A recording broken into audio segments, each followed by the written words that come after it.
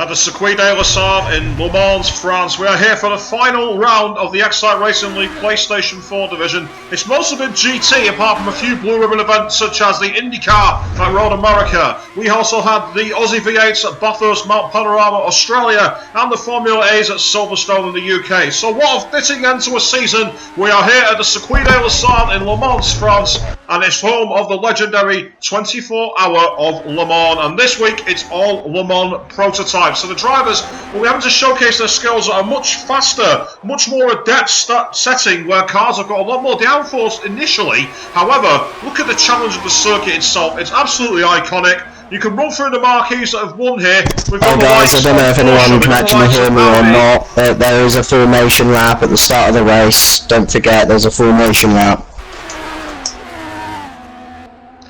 So there we go, we just had a bit of a warning from race control there about there being a formation lap at the end of the race. Normally with this kind of circuit, where it's so long, you expect collision drivers to take the time.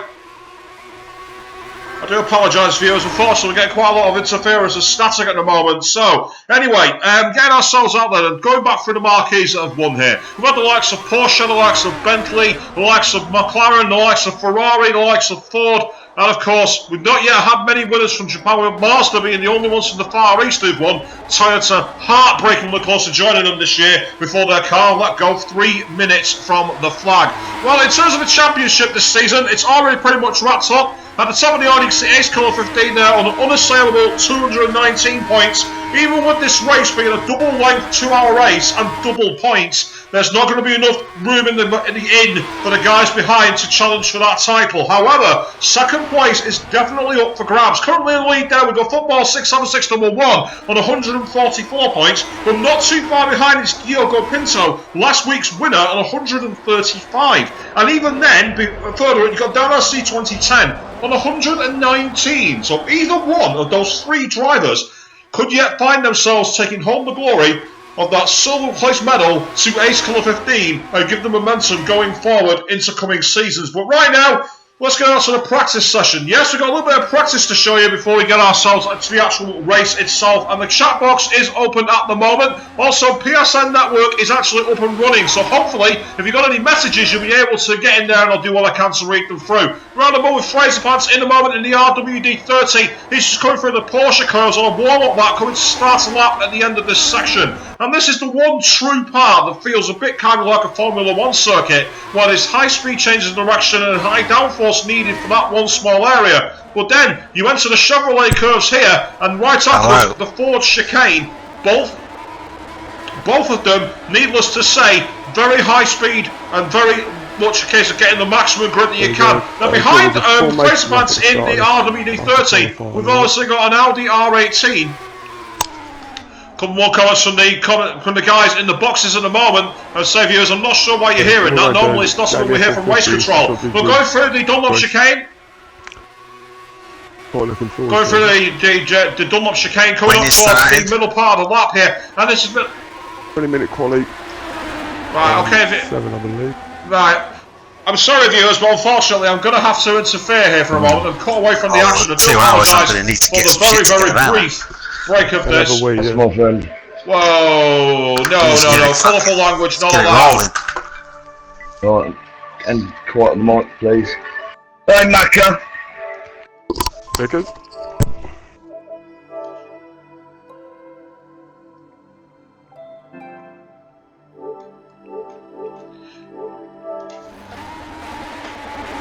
Right, there we go. Hopefully now you shouldn't hear too much action from the pits there. So it's only a practice session. There's 4.5 minutes to go, and after that, it's all go here. So Fraser Pants at the moment, just going down the first part of the Mulsanne chicane, heading towards the PlayStation curves. And you can see getting a nice toe there of one of the Audi R18s, really giving himself time to slingshot the field and get himself forward.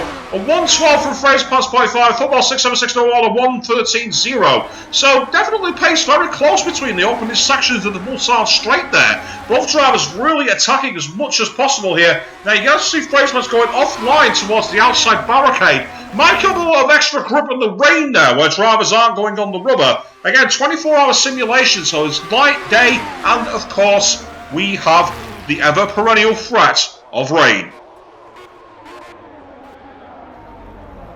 And it wouldn't be one of my streams about a beer, would it, viewers?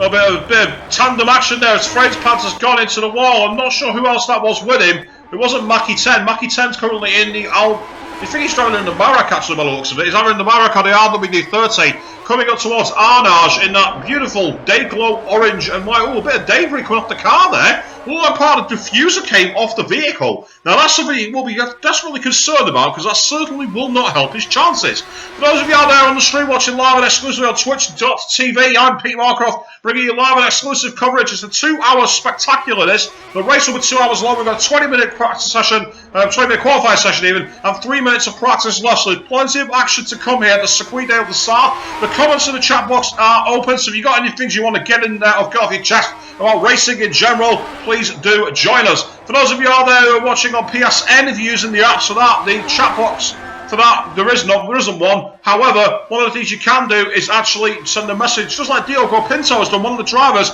claiming that one of the guys out there was using a DLC car. Now, I'm not sure if that's the case, because when I was waiting to start the lobby, I could only choose one of 3 machines, and none of them were DLC. So it'd be interesting to see what's going on with that there, and that might cause a few bit of friction in the old action from the drivers, getting messages on the circuits here. If you're watching this on the YouTube recast here on the channel on youtube.com/Excite Racing League, please drop a like and subscribe. It would really help out the league if we got more subscribers. And of course, if you've got any comments, you can always get them out as well in the chat boxes below the video. So, looks like we're going to have a very sizable grid here this week. Now, Fraser Panther once again about to start a lap, but he's catastrophically lost out after those errors.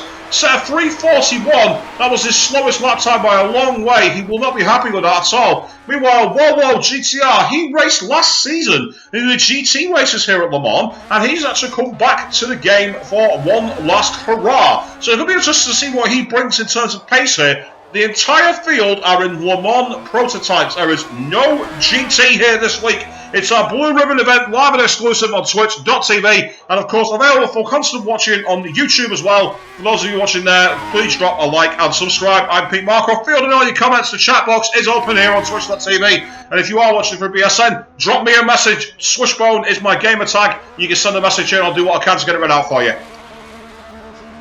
So coming off the PlayStation curves, we've got Whoa GTR currently driving in what looks like the Marek. No, he's in the RWD30, and he's just coming up towards the legendary Mulsanne hairpin. It's a circuit where there's so little in the way of downforce and so much high-speed straights. It's the kind of circuit where you've really got to dump the drag, almost like Monza and Spa. Except unlike them, there are some truly tricky turns which really rely on downforce. So he really is the ultimate in compromise setup.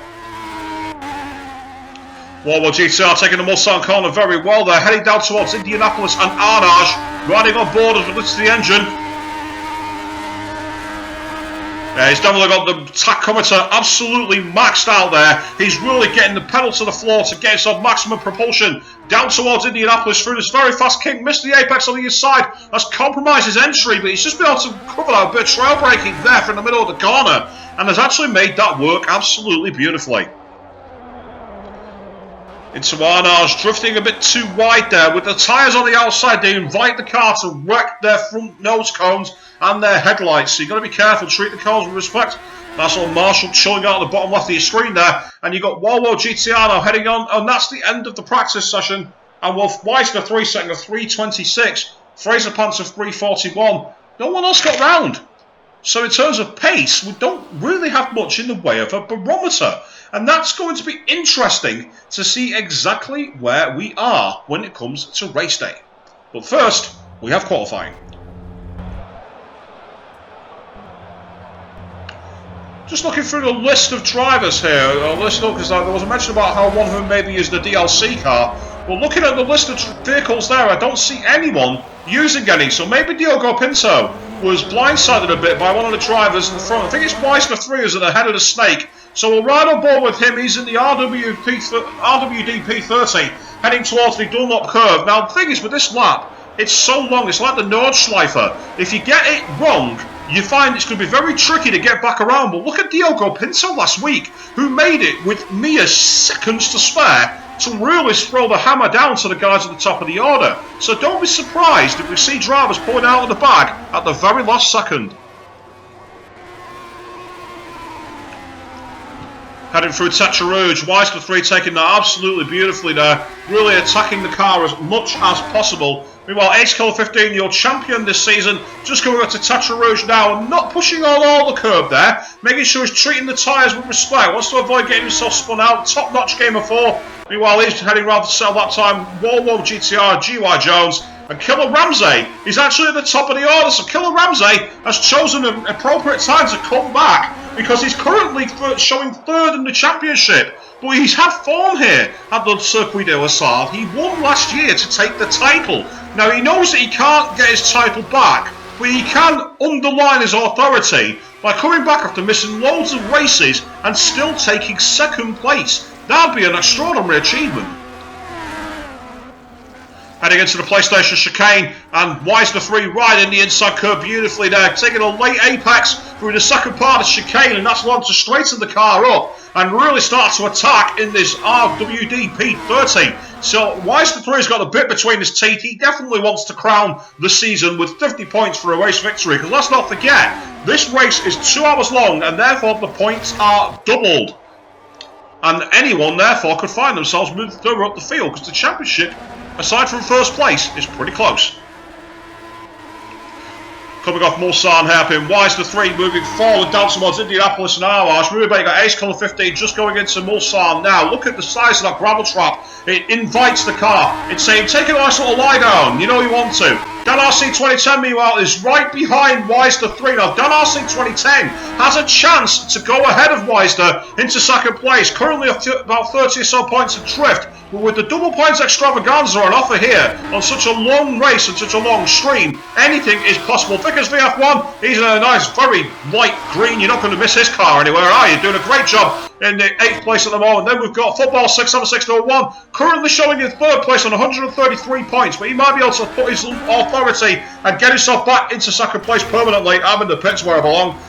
Diogo Pinto, meanwhile, behind both Wise the 3. He's flashing his headlights at the back of one of the cars there. I think that might be Dan RC 2010. Indeed, it is. And then you've got Ace Colour 15 and Wise the 3 going through the Porsche curves. I think he's at the tip of the snake at the moment. So we'll ride on board with him. And you can see the top corner of your screens there. 16.5 minutes left of this qualifying session. So there's going to be enough time for drivers to get maybe 2, possibly at a push, 3 runs. These drivers have really got to nail it from the absolute start.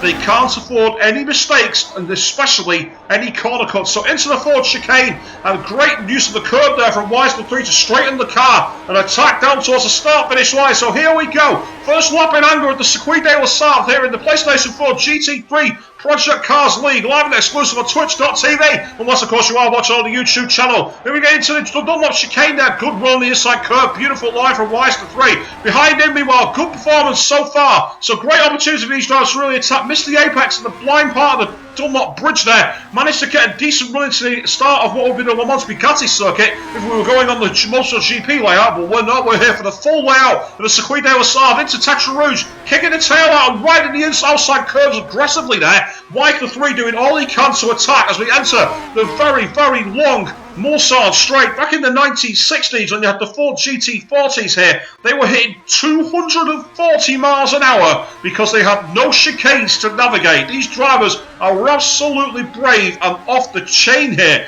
Heading towards the first chicane, which is ironically plugging the competition, the Forza chicane. Getting a decent line at the first apex, winding the second beautifully, and then taking as much of the curve on the inside as he can at the point 3 of the corner to straighten the car towards the barrier as well. He tragically had the loss of Alan Simonson back in 2013 in the Aston Martin. RIP to you, our Australian friend. Now heading towards the PlayStation chicane, getting a great opportunity, very fast performance so far from Wise the 3. Not really got an indicator of the lap time. He did a 1:11.4, but Dan RC 2010 a 1:11.3. Fraser Pants a 1:13.3, and then what? Look at that for Diogo Pinto, 1:11.3. So 2 tenths covering 3 of the top drivers so far in this qualifying session, but there's still a long way to go as Wise the 3 opens the taps down towards Mulsanne. He's going to have to absolutely nail this if he's going to want any chance of getting near the front of the grid and having pole position at this very, very long, high dividend race. using the outside of the circuit as much as he can to get maximum entry point, and he's done that extraordinarily well. The Diogo Pinto missed the apex a bit at the back there, the back is shot in the Audi R18. Now it'll be interesting to see if that's a favoured line to savour his tyres, heading towards Indianapolis and Arnage. You can really hear the whine of that engine as the horsepower starts to spin up at maximum revs into this very fast flowing kink. You can get around about 140 miles an hour as we head into Indianapolis, hard on the brakes into this 90-degree square left, a bit of inside camber, banked a bit like the banking at Indianapolis there, but he's managed to get away with that. And then we are into Arnage, so named after the village right on the outside, going to the outside curve beautifully there. So far, Weisler 3 doing a decent job for RWD P30 as we head on towards the Porsche curves. Bit of heat haze on the camera as you can see the drivers all really attacking into this fast flowing section. Ooh, bit of snaking action at the back there. The tail threatened to step out, but he's got away with that. Heading through the high downforce, high speed Porsche curves. No curbs, no runoff. You've got to be brave and committed here, like a rally driver around the streets of Corsica. And a real opportunity now for Weisler 3 to push on and set a really good barometer for the rest of the field into the Chevrolet curves. Hard on the brakes, making sure he's got maximum line through there. Now heading into the Ford chicane. Dan RC2010 is not far behind him. What's the lap time going to be from Weisler 3? It's a 3 minutes 24. Absolutely extraordinary performance from him. But meanwhile, Weisler 3 has been dethroned already because Diogo Pinto has done a 3:24.0. Now Killer Ramsey is back on circuit for the first time in an absolute age. We've not seen Killer Ramsey for a very, very long time. We've not seen him since Suzuka. So he is back to try and reclaim his throne and get himself back up popping a wheelie there. Definitely showing his snug up the showmanship. Killer Ramsey doing an extraordinary job. Meanwhile, G.Y. Jones missing the chicane there by the looks of it. Let's ride on more with Volvo GTR. Try saying that 3 times fast. In the R30, in the RWD P30, attacking through the end of the Kershaw curves on towards Chevrolet. Not going into the box yet, so plenty of time for it to attack here into the Ford chicane. Is he going to be anywhere near the 3:24s that the likes of Dio and the likes of Weisler 3 were setting earlier in qualifying? A 3:31, it's good enough for 6th place. RC 2010 down in 3:28. Jamie F430, he'll be pleased to be in 4th place on a 3:27. And Ace Killer 15 of 3:24.7. A 3:24.6 from Weisler, but a full 6/10 clear is Diogo Pinto. But all eyes will be very much on Killer Ramsey, who is out on a warm-up lap at the moment.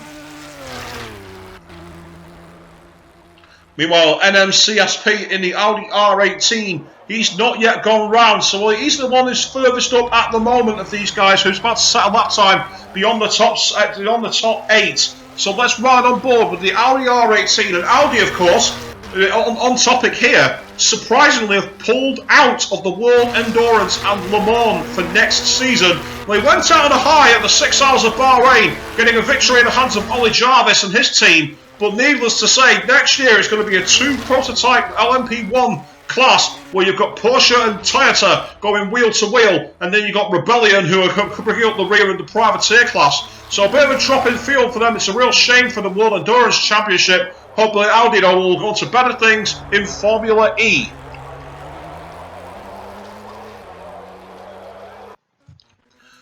Heading out of Arnage, NMSCP in the Audi R18 then, the old 2011 car, one of the really dominant Le Mans vehicles, Audi. They've been a manufacturer, they pioneered entering in diesel, and if it wasn't for Peugeot in 2009, they would have been the only manufacturer to win in a diesel-powered car. So Audi left a very, very big legacy behind them. Porsche, of course, are still the kings of Le Mans, having won 18 times. That's an extraordinary amount. So heading down through the Chevrolet curves on towards the Ford chicanes, NMSCP, all eyes will be on this driver. He's filling in the gaps here, trying to get himself an impression at the end of the season as a guest driver. This is a real opportunity. For those of you out there wanting to stream at the moment on twitch.tv, live and exclusive, the chat box is open. If you're watching through the PlayStation Network, you can send a message to me, Gamertag Swishbone, and we'll be able to get your comments out on the stream. Otherwise, sit back, relax, enjoy. Heading into Dunlop chicane then from NMSCP. That's a very, very wide line there. He completely overshot his braking point, but good recovery. Avoided going through the chicane and earning a penalty and getting his lap cancelled. That's the danger here of Le Mans, because if you do get your lap cancelled, you've got to do another 3.5 minute out lap before you have a chance to get another run in anger. So it's very, very difficult for the drivers to get that lap time in. Tetra Rouge, great line there from NMSCP. Didn't get near the outside apex, but it's purely because of the way he cut the corner. He didn't cut it maliciously by deliberately cheating. He just absolutely drilled the apex. But behind him, who's that? He's having to get out of the way of one of the other Audis, and that's going to have compromised him absolutely horribly. I'm wondering who that is. Let's see if we can find out going through the field. It might well be Diogo Pinto. In fact, I think it is.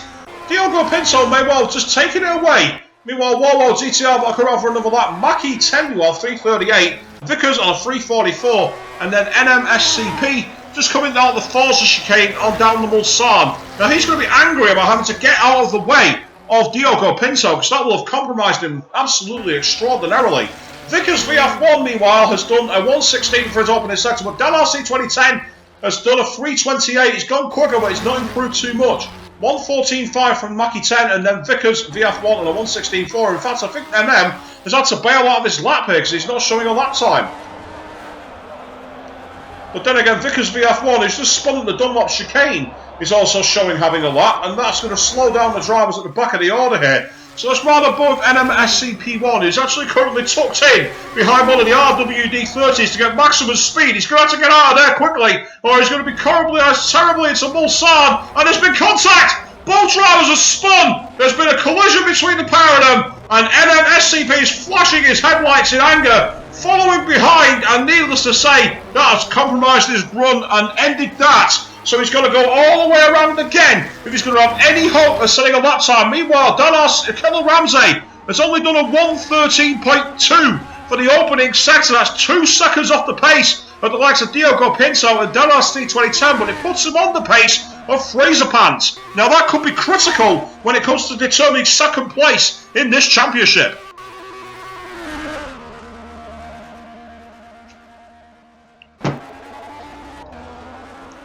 Killer Ramsey heading into the Mulsanne corner.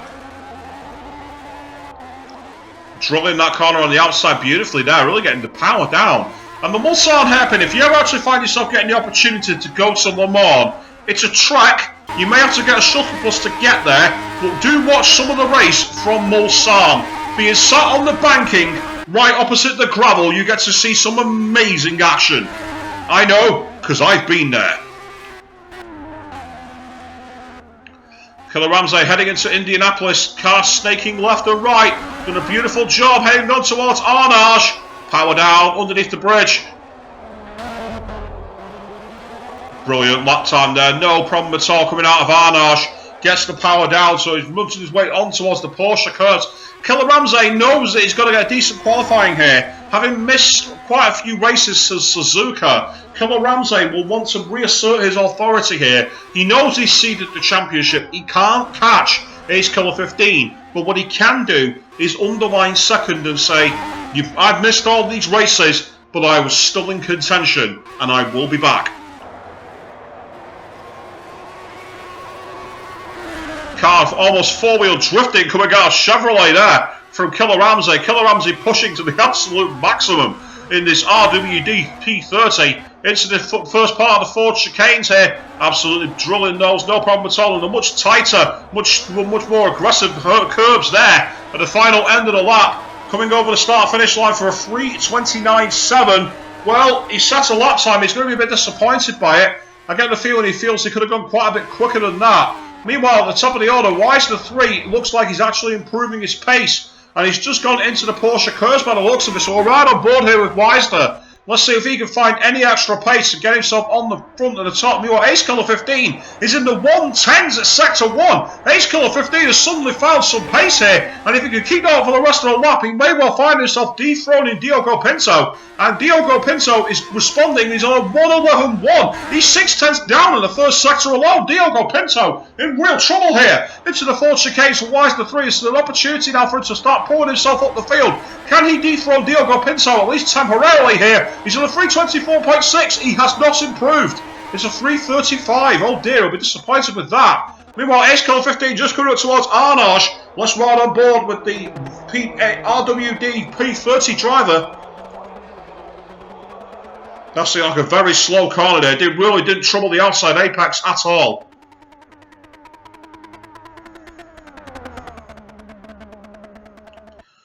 Power down, heading towards the Porsche curves. This is where it all is absolutely critical. You can gain and lose so much time through the Porsche curves.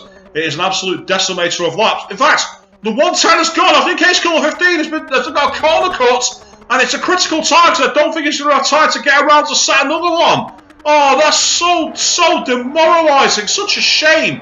But let's ride a bonus. Watch him complete the lap just in case he has actually got himself a shot here. He's currently over P3 anyway, and Ace Killer 15 is the champion, so it doesn't really matter to him. But I'm sure he would want the honour and the glory. In fact, he's going into the pits. He knows his qualifying is over. So that is it. He's going to become best place. Third position. Meanwhile, Jamie F430 is responding. He's on a 325.9. A driver who's not enjoyed much success this season has really brought his A game here at the double points finale. Going through the Porsche curves, Diogo Pinto looking absolutely on rails through those corners. What driving that was. Really, absolutely drilled that through the Chevrolet chicane in towards Ford, and this is looking pretty promising. He's on a 324.0. Can he break the beams into the 323s and really show himself to be the guy on top form here? Oh, lost the critical grip at the end there. They might have slowed him down, but not enough. He's into the 323s, a 323.5 saying match that. Okay, challenge accepted. Dan RC 2010 meanwhile looking pretty decent pace-wise. Now, he will want to get ahead of Weister and Ace Killer 15 because he wants to try and get second place in the championship, even though Diogo Pinto, at the moment, looks like the odds-on favourite. Oh, he's completely messed up on the fourth chicane. He spun it around, and that is it for Dan RC 2010. That is all she wrote. He is definitely out of that one. He will be absolutely gutted. Meanwhile, Killer Ramsey in the pits, so he's not on track at the moment, but we do have Vickers VF1, so we'll ride on board with him. There's 2 minutes to go. I'm not sure if he's going to be quick enough to get around to complete this lap. He did a 1:11 at the first, 1:16, that's 5 seconds off. So that'll put him at the 3:28 mark. I don't think he's going to do it. I don't think he's going to get around.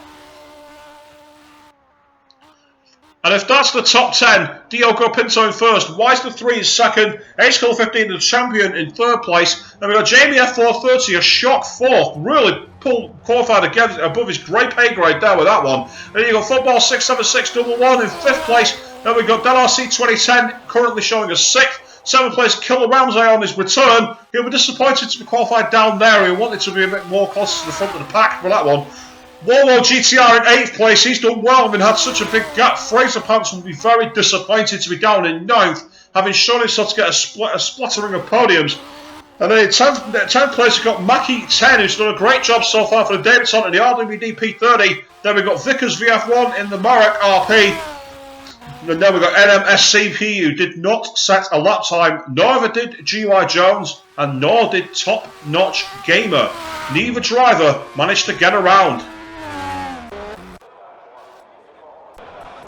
So Diogo Pinto having a full second in pace on the back of Wisner 3. Around Le Mans, a second is not a long time when you think about it, considering how long the lap is. But that's not the point. It's a second of time, and a second a lap, especially with a circuit that's going to be taking 2 hours to complete the race on, shows that he's got plenty in the tank. And that might allow him to drive conservatively. Or it might push him to go too hard and make that critical mistake.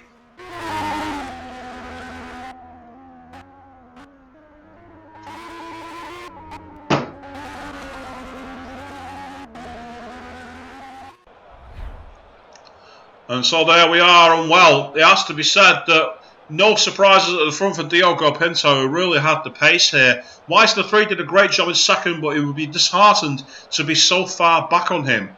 A good 1 second down over the qualifying. Now, yes, it's qualifying only, you might well say, but it doesn't really matter. It's still qualifying. Now, there is 5 minutes available for drivers to give themselves that chance to get out there and give themselves a little bit of final recon before the race itself begins. So I'm going to try and follow them on circuit. The thing is, we're not going to see a lap time here because, as you all know, it takes 3 minutes plus to get yourself around and get yourself onto the timing beam. So we're not going to see anyone actually setting a lap time. But what we will see is the drivers racing, doing all they can. Now, the warm-up lap for this one is going to be interesting because it's going to be a high-speed warm-up until the Porsche curves. Kind of like a safety car start in many ways, where you see the drivers released by the safety car and the leader backs the pack up, goes as slow as possible, and then nails it off the corners to get themselves the lead.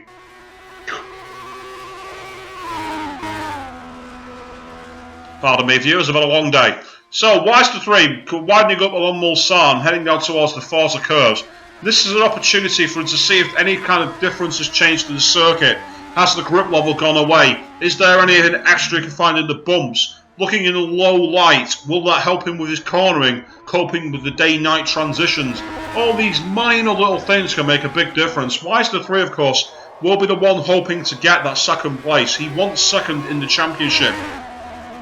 But he's on only 107 points, so he's a good 35 behind Football 67611, so it's a long shot for him.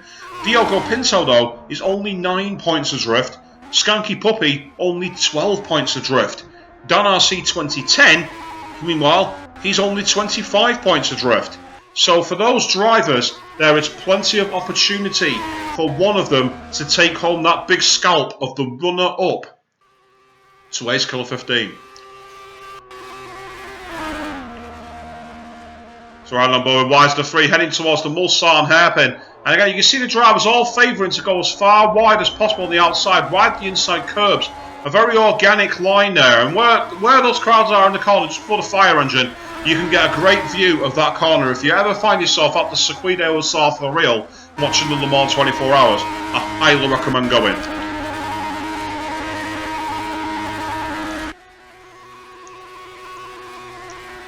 Wise to 3, on his way down towards Indianapolis and Arnage in the RWD P30. Oh, a bit of snake left and right, lost a bit of grip there, had to really catch the car. Did a great job to stop that, sliding off into the barricades. Only got 2 minutes left of this practice, and then after that, it is going to be a 2-hour race.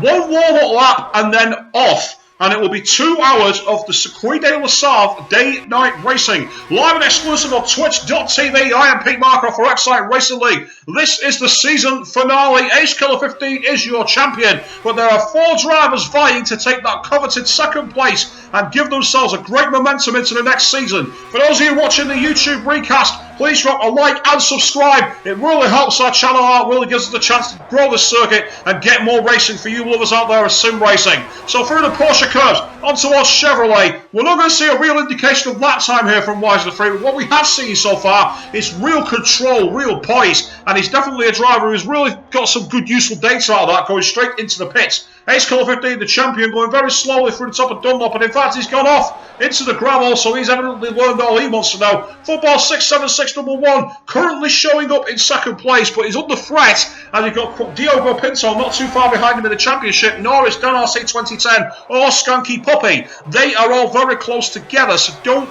rule any of them out, especially with the Joker. That is the double points that's on offer here at this weekend of Le Mans racing. Now, for those of you out there watching live, the Twitch chat box is open. It's right in front of me, and it's very Spartan. Maybe you're all just enjoying the action. Maybe you're all listening to the sound of my own voice. I know I do. Either way, get your comments in there if you have anything you want to put on the racing or racing in general. Keep it clean, please, viewers. It's meant to be a family show. So Football 67621 coming out of the PlayStation chicane, heading out towards Mulsanne in the Marek. looking like a decent contender so far. Not really got any lap times here so far from him. It's one of those where most drivers in the RWD, which is what Football 676-1 is in, sorry, it's Vickers who's in the Marek. Have a Murray Walker moment there. Heading into the Mulsanne hairpin, great route to the inside line, going to the outside curve as much as he can, trusting the car to not bite, snake and spit him out. 4 seconds left of practice, so that's pretty much going to be it. And as expected, we did not have a single time. So in qualifying, it was down to 3:23.5 was pole position from Diogo Pinto. 1:24.6 from Weister 3 was second place. 1.1 seconds in qualifying. But over a race with fat fuel tanks, wearing tyres and the variable temperatures of the day-night race, anything is absolutely possible.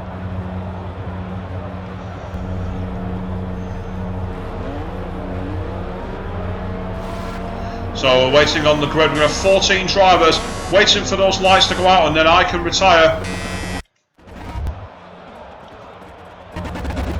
So moving forward, then we've got Fraser Pants in 9th place, Killer Ramsey in 8th, Warwall GTR in 7th, then we've got up in 7th place Killer Ramsey, Dan RC 2010 in 6th, Football 676-1 in 5th place. Now we've got Jamie F430, the Joker in the pack really, in 4th place. Ace Killer 15, the season champion. This is very much a race of fun for him. The chains are off, he's got the trophy, so he doesn't need to worry about carrying on any further. Meanwhile, Weister 3 in 2nd place, he'll be wanting to go on all-out attack after the great performance that he had the Nordschleifer and the equally good performance at the Brands Hatch. He'll want to finish the season in style. And then Diogo Pinto, a man who's really stamped his authority on the final flyaway races here in the Excite Racing League PlayStation 4 Project Cars League. I'm Pete Markroft, bringing you live with exclusive coverage here on Twitch.tv. For those of you watching the YouTube broadcast, make sure you drop a like and subscribe. You really help us out every time you do that. Ace Killer 15 in 3rd place at the moment, the Jamie F430 in 4th place. And we've got Football 676-1 in 5th. Moving further back down the field, Forward Junior in 8th.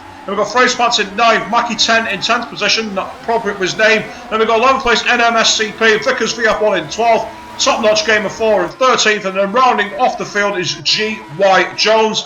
And then in the pits, where I belong as a reject, is myself in 15th. So, once these drivers go through the Porsche curves, it's going to be backing up the field. And then after that, it is going to be a case of getting to the front and enjoying this race as much as possible. So Ace Killer 15, right on board with the champion-elect at the moment. His headlights ablaze in the RWD P30, really showing his mettle so far this season in the GTs. Has struggled occasionally though in the blue ribbon races, but he's actually qualified magnificently well to get himself in 3rd. So whoever wanted to say, I am the champion, and I'm going to seal it with a win on one of the most difficult circuits in the world.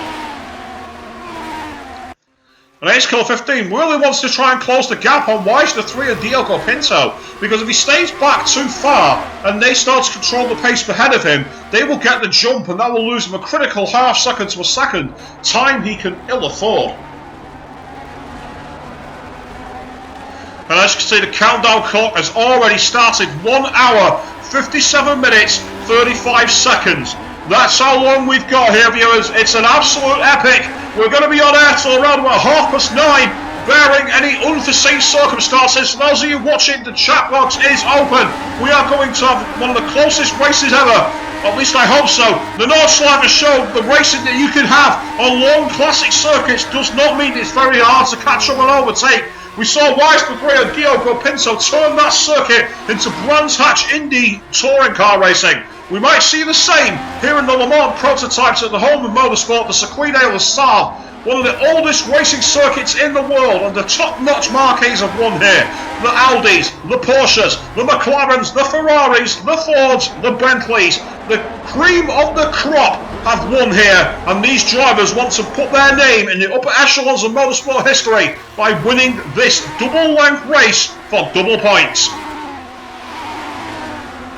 Field spread very far at the moment. Diogo Pinto still not yet started to slow the field, but he's flashing the headlights at the start of the Porsche curve, so he might start to see the field bunching up here. We'll ride on board with Ace Killer 15, who is the champion this season, before we move forward to see who's got the best of the starts heading in to the Porsche curves and the Ford chicane. So Diogo Pinto in the Audi R18 LMS Ultra is currently in pole position, followed by Weissler 3 in the RWD P30. Then we've got Ace Kill 15 also in the RWD P30, and Jamie F430 rounding off the top 4.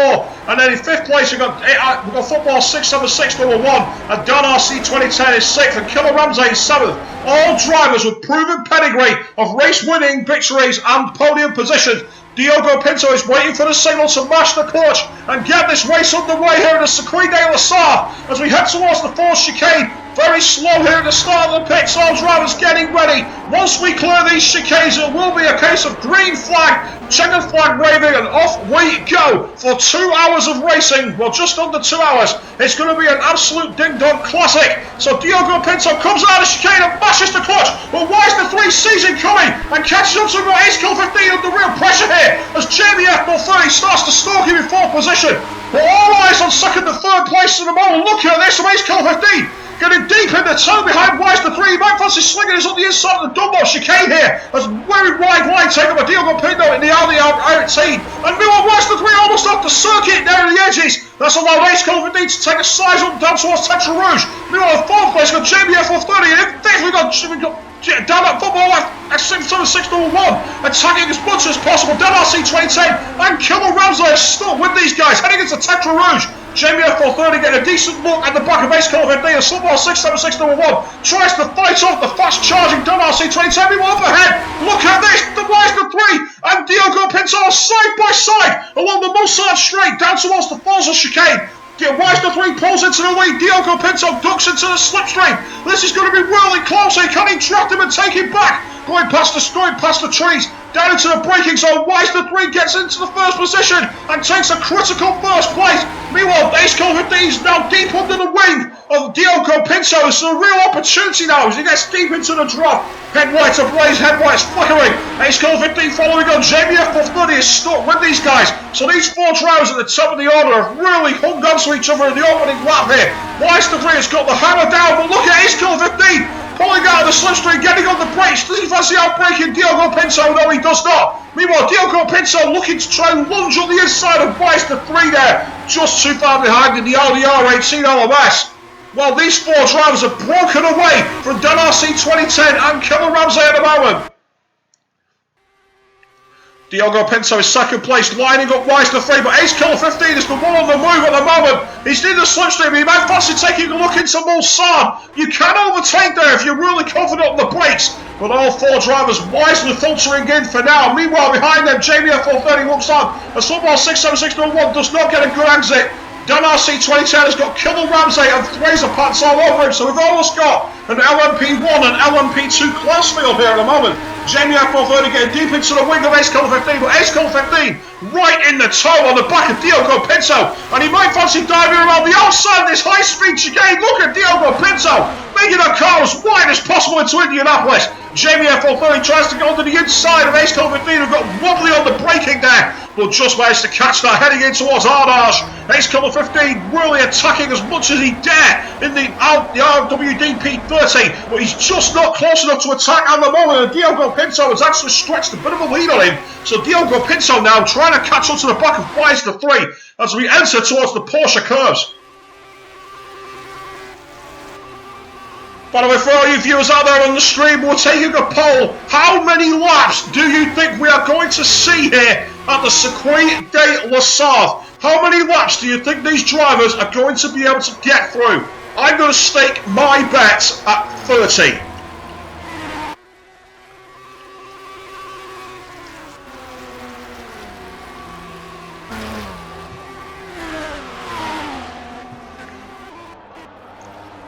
So Weissler 3 has pulled away a little bit from Diogo Pinto, who's managed to get a gap between Ace Kill 15 and behind him Jamie F430, who got a better exit out of the 4th chicane. So Jamie F430 is now on the charge here. Angry ants all over the back of his rebellion-inspired livery there. Well, maybe he is a bit of an angry ant, but needless to say, Jamie F430 punching way above his weight here. Normally a driver who's been down at the bottom end of the points, and he's currently knocking on for a podium. And if he gets a podium here today, it will be one of the most richly deserved, and I would take my hat off to him if I was wearing one.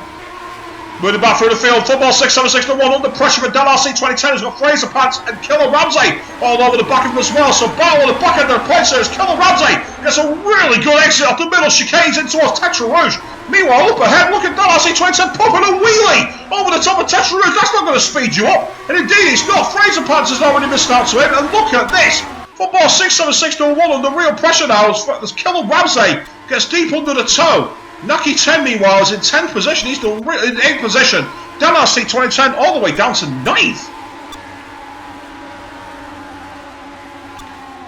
The DRS blocks pipping it would sound like it almost, a bit of Morse code. As Ace Killer 15 has broken away from Jamie F430. Jamie F430 must have made a mistake at the Forza chicane, and that's broken free. So the top 3 now are covered by a gap of around 3 or 4 seconds at the moment. Why is the 3 currently the champion of fastest lap on a 3:29.0? That's a very fast pace indeed, so he wants to try and get a few more laps like that together and start to string away a lead. Jamie F430 has broken clear of football 6-7-6 number 1. Then we've got Fraser Pants in 6th place, and then 7th place Killer Ramsey, Dan RC 2010 in 8th. So Dan RC 2010 catching up to the back of last season's champion Killer Ramsey. So we're right on board as Killer Ramsey driving in the almost mannerless livery for the LMP2 class from this season. And look at the toe that Dan RC 2010 has just picked up on the back of Killer Ramsey. And he's going to be side by side down into Mulsanne, and that's an easy pass. Cool as you like, he's just literally drafted past him like he wasn't even there. Fraser Pants meanwhile looking on, but looking at the back here, I'll stay on board with Killer Ramsey to see if he can repeat the same trick on Dan RC 2010, because this straight down towards Indianapolis and Armagh is just as long as the Mulsanne, and it's so easy to get a great run and a great toe.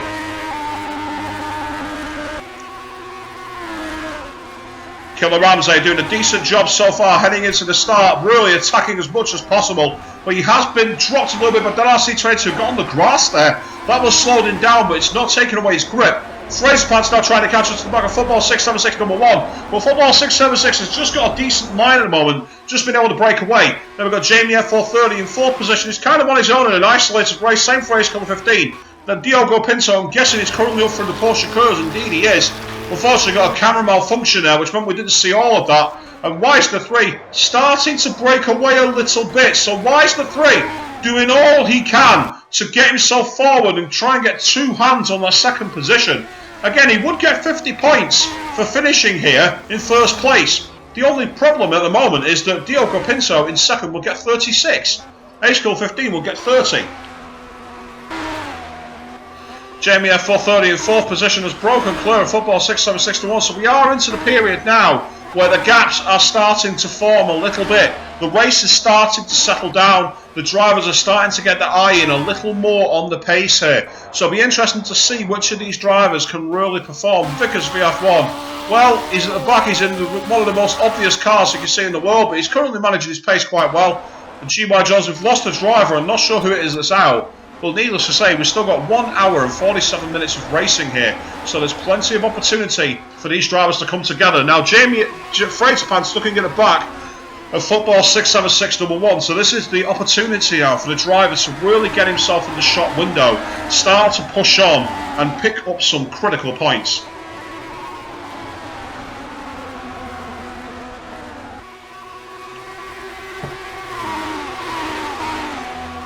Fraser Pants getting a decent toe on the back of the performance of football 6-7-6-1. He's dumping the drag as much as he can on the closed cockpit coupe of the Le Mans prototype. So driving as fast as he can, almost MasterCard Lola livery. Coming into the Forza chicane, it's a question of who's going to be better on the brakes here. And so far, football 6-7-6-1 doing all he can to resist, but Fraser Pants getting much better line from the middle part of the chicane. That's going to give him a better toe down towards PlayStation chicane. Real opportunity now for Fraser Pants to pull himself up and start to attack where he belongs. Qualifying in 9th, a disappointing performance. He'll want to make amends for that here in the race. Fraser Pants looking at the back of that wing as much as possible. Can he get close enough? Can he make this work?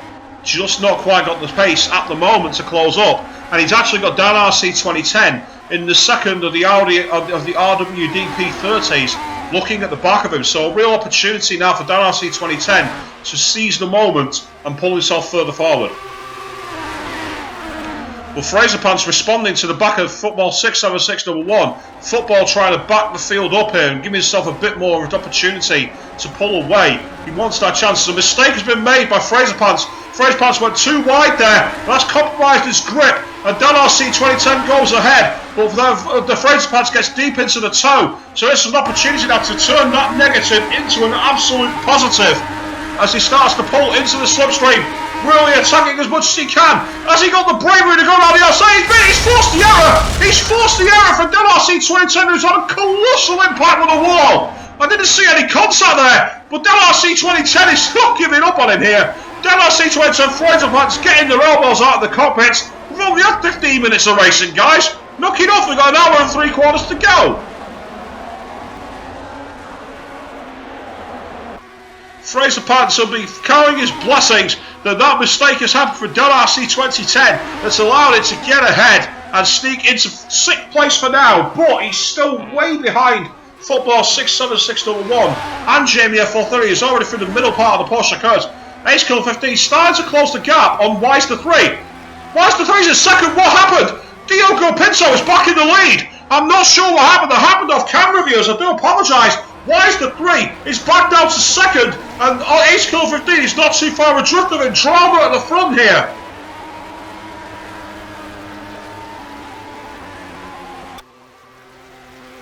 Wise the 3's got to do it all over again, having shown he has all the pace in the world. It just shows pace is one thing, but consistency is another. And that's one of the problems that quite a lot of drivers in the past have had. The likes of Juan Pablo Montoya, for those of you who follow Formula 1, you'll know full well a driver who can have monumental pace over one lap, but consistency over a race in the championship was never his.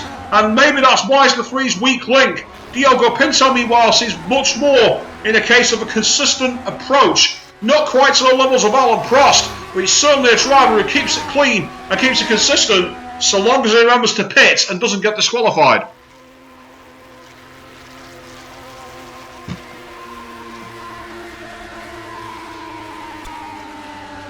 Worried about Ace Killer 15, very same car, so Wise the 3 getting a good toe here down towards the Forza curves. And looking at this is actually helping Diogo Pinto, because Ace Killer 15 has now got right up to the back of Wise the 3. So with Wise the 3 under pressure, Diogo Pinto can start to assert his authority over the race, just like he did in qualifying. Ace Killer 15 really enjoying the low drag nature of this race at the moment, and he's got magnificent overspeed, and Wise the 3 in real danger here of being outbraked into the PlayStation chicane. Ace Killer 15 leaves it late, but that is masterful late braking overtaking there from Ace Killer 15 to take second place for now. But Wise the 3, he will be looking to take that back, and with the high downhorse, high braking nature of Mulsanne, this might well become the nature of the race here, with these drivers just dragging and out-dragging each other down towards this tight hairpin. Wise the 3 takes a quick look, thinks about whether he can get both drivers way outside the white line there, extending the circuit by a very long way indeed, but neither driver losing any grip or traction, and Ace Killer 15 just about keeping it going.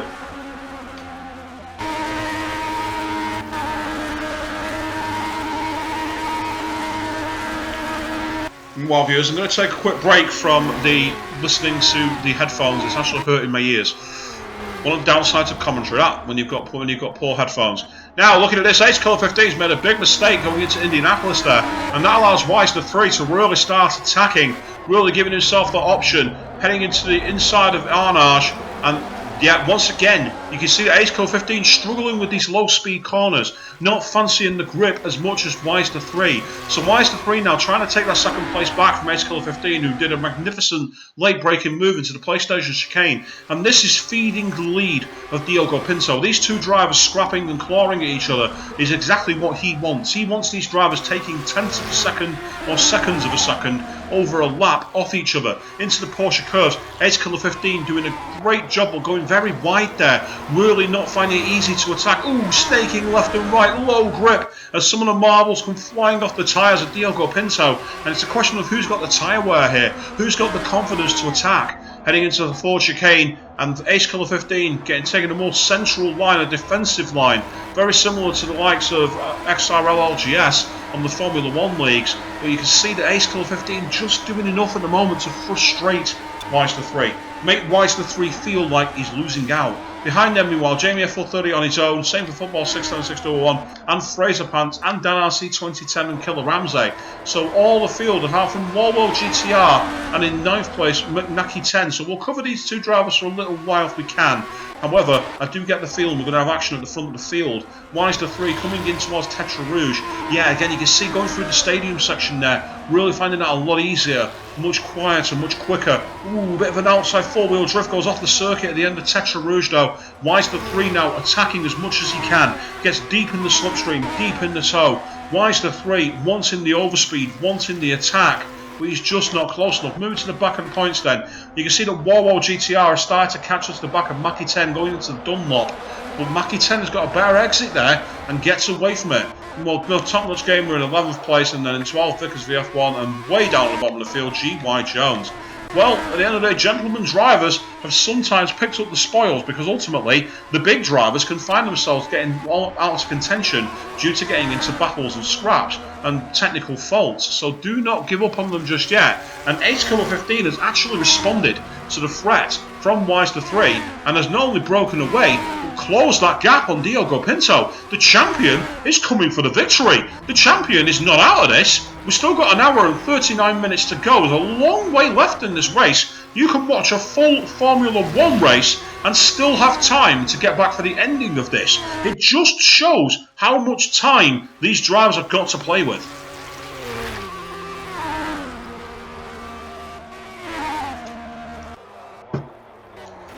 Ace Killer 15 doing what he can to attack as much as possible. But Ace Killer 15 is really struggling to match the pace at the top of the order.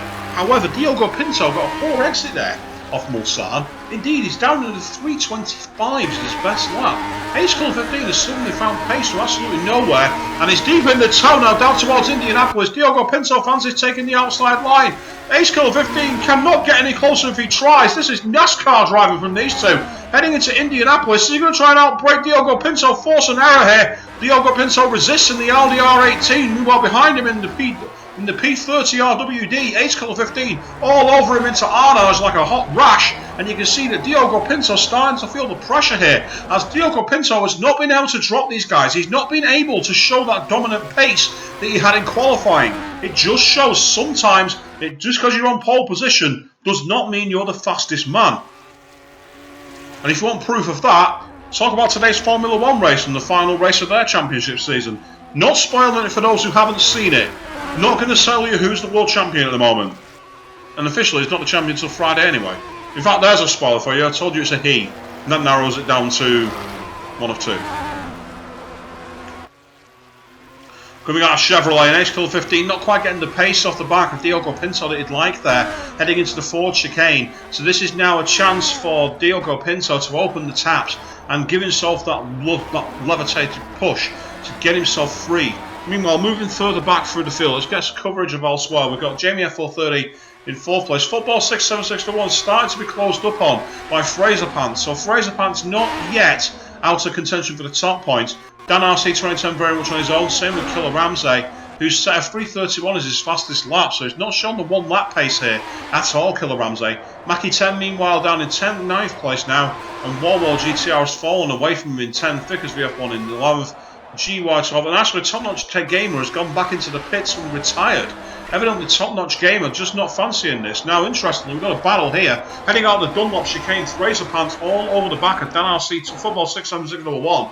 And going through the blind bend at the top of Dunlop as the sun starts to descend here. So we are entering towards the night race moment for these drivers. Heading towards Tetra Rouge, and you can see that Fraser Pants really doing everything possible to give himself that push, to be able to reel in his opponent and overhaul him. Going through Tetra Rouge, kissing the inside apex beautifully, gets a much better exit there than Football 67601, and now he's deep in the toe. Football 67601 going very, very defensive indeed, down in the middle of the circuit there, but Fraser Pants is not intimidated. Is he going to go left? Is he going to go right? Pulls out the slipstream to the outside. They're side by side, millimetres between these two. Formation flying, and it looks like Football 67601's break better. Indeed, he has. Fraser Pants almost misses the chicane there, manages to wrestle it back, but Fraser Pants will be disappointed that he blew that toe, as he did absolutely extraordinarily well. So Fraser Pants getting deep in the slipstream behind the back of Football 67611 down towards the PlayStation chicane, and he's got a chance to be able to pull the lead in as the brakes lights go on just before the 200 metres. Both drivers taking that corner quite decently there. Neither driver in danger of a collision. Moving on the field, Jamie F430 doing really well to keep himself on his own. Now look at Weiss the 3 though, all over the back of Ace Killer 15 has made a critical error at Mulsanne. So Weiss the 3 has become the hunter, having been hunted down by Ace Killer 15. He pulls out the slipstream, tries to go on the inside line, oh, covered up beautifully there by Ace Killer 15, but Weiss the 3 taking advantage, trying to take the most of this as he can. Gets deep in the toe, down towards Indianapolis.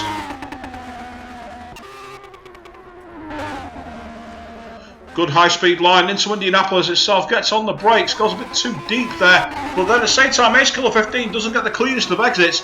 Weiss the 3 might fancy trying to force the error and slink on the inside of Arnage. No real way through there, corner's just a bit too tight. And this is all helping Diogo Pinto as Jamie F430 now emerges as a threat to these guys. Jamie F430 is suddenly catching them back up.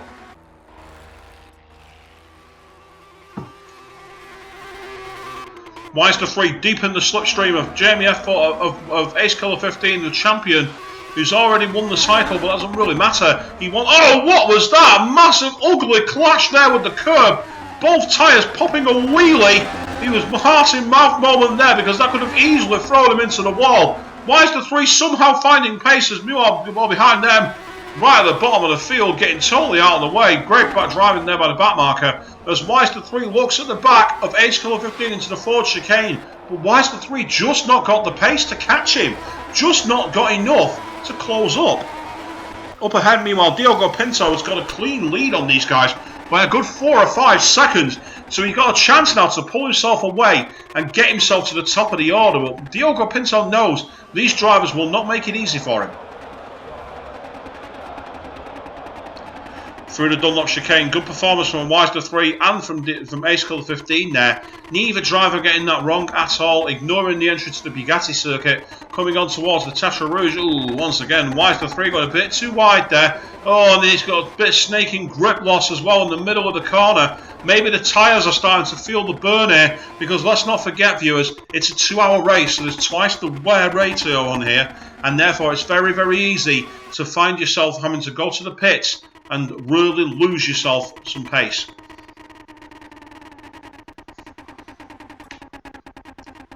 Ace Killer 15 has actually broken the toe a little bit of Weiss the 3. He's actually pulled away quite well heading into Forza. So Jamie F430 in 4th place, well on his own. Football 67611 has broken away from the threat of Fraser Pants. Then we've got Killer Ramsey down in 7th place. Warworld GTR has got past Mackie 10. Well, we always thought these two drivers might come to a fight at some point, and now they're delivering. As Mackie 10 comes down towards Tetra Rouge, there's an opportunity now for him to be able to put himself in the shop window for next season. Oh, what was that? First a wheelie and then popping 2 wheels on its side. This is like stunt car driving rather than Le Mans prototypes. I've heard of taking the downforce off, but that's taking the mick. Shades of 1999 when the Mercedes CLK GTR flipped over and went into the forest because of very poor aerodynamic design, which meant they managed to generate more lift than downforce. Speaking of fortune, actually, for anyone who's actually seen, one of the drivers who ended up flipping in practice was Mark Webber, and in the race, can't remember the driver's name now, but when he flipped over, he told the story many years after, saying that the only reason he wasn't killed is because the car was left-hand drive, because through the footwell on the right came a tree stump. A tree stump came through the floor. If it had been a right-hand drive car, it had been impaled. It just goes to show the risks that come with driving. As Fraser Pants makes a mistake, so sees the opportunity there, there's a real opportunity to driving there from Football 67611, who goes, thank you, I'll have that, and gets himself back into 5th place. However, Fraser Pants not giving up, pushing to the outside, cutting the grass on the left there, wanting to make sure he does as much damage as possible. Heading on towards Indianapolis and Arnage, Fraser Pants, one of the drivers who's really impressed this season. Coming late, got some good podium performances, and now knocking on for a decent points yield at the end of the season to give him a platform going forward. Fraser Pants just doing enough to hang on to the back of Football 67621 into Arnage. But Football 67621 has been a quietly impressive driver However, you get the feeling that second place in the championship is slipping away from him because Diogo Pinto, one of his main rivals, currently leads. Now that's interesting. Wise the 3 is showing us in 4th place. Jamie F430 is now in 3rd. Jamie F430 has got ahead. I'm guessing Wise the 3's gone off somewhere. Maybe there was contact with Ace Killer 15. Whatever it was, Ace Killer 15 can now breathe a sigh of relief and start to hunt down Diogo Pinto because Jamie F430 is a long way behind him. Indeed, Wise the 3 is coming into the pits. Wise the 3 has decided enough's enough. I'm going to take advantage of this as we come on to the end of the first quarter of the race. 1.5 hours remain.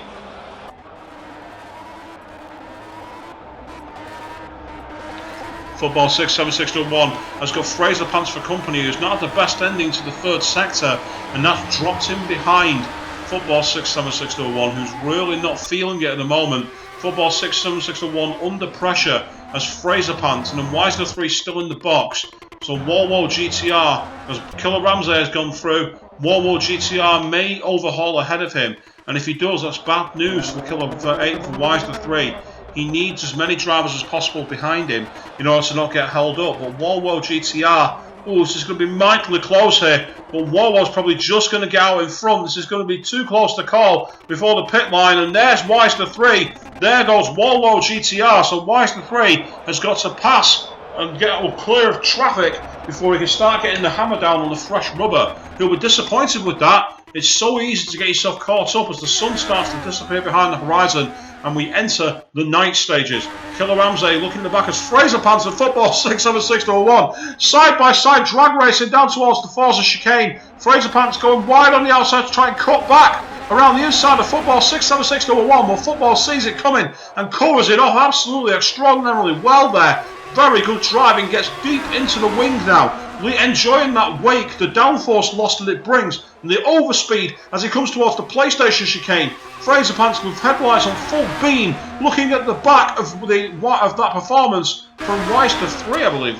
Football 67601 into PlayStation chicane. Well, Football just does enough to hang on yet again. Well, Fraser Pants has got past him down towards Mulsanne. We have seen that before, so this is a real opportunity now for Fraser Pants, who pulls side by side with the performance of Football 67601, and that looks done and dusted. But Football has now got himself deep in the toe down towards Mulsanne, and this is a blessing in disguise potentially for Football. It goes on the inside. Both drivers trying to avoid doing what Anthony Davidson did in 2012 when he flipped his tyre by hitting a back marker there. Just wants to get away with that. Football 67601 angrily trying to chase down the performance of Fraser Pants in 4th position. Football 67601 deep in the slipstream, really enjoying the extra power that he's getting from the engine down towards Indianapolis and Arnage. Are we going to see a brazen move here at the inside through this fast corner? It's not likely, but stranger things have happened. Into Indianapolis, the bank corner on the inside. No performance there so far. Football 67601 retaining position for now. And then Fraser Pants in 4th position, trying to lead on. Football 67601 trying to get a decent toe behind him. Jamie F430 in 3rd place. Ace Cole 15 2nd. And then Diogo Pinto has just gone past the pits, so he's decided that it's too early yet to pit in. There's still over an hour and 20 minutes to go here, so there's a long way for these drivers to push those tyres, push those fuel loads, and push those cars.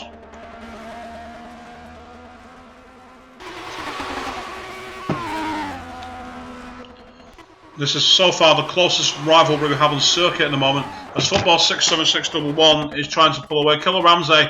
But now we do have some close action here, because Weister 3 has caught up to the back of Warwall GTR on towards the Porsche curves. It's the last place you want to catch traffic.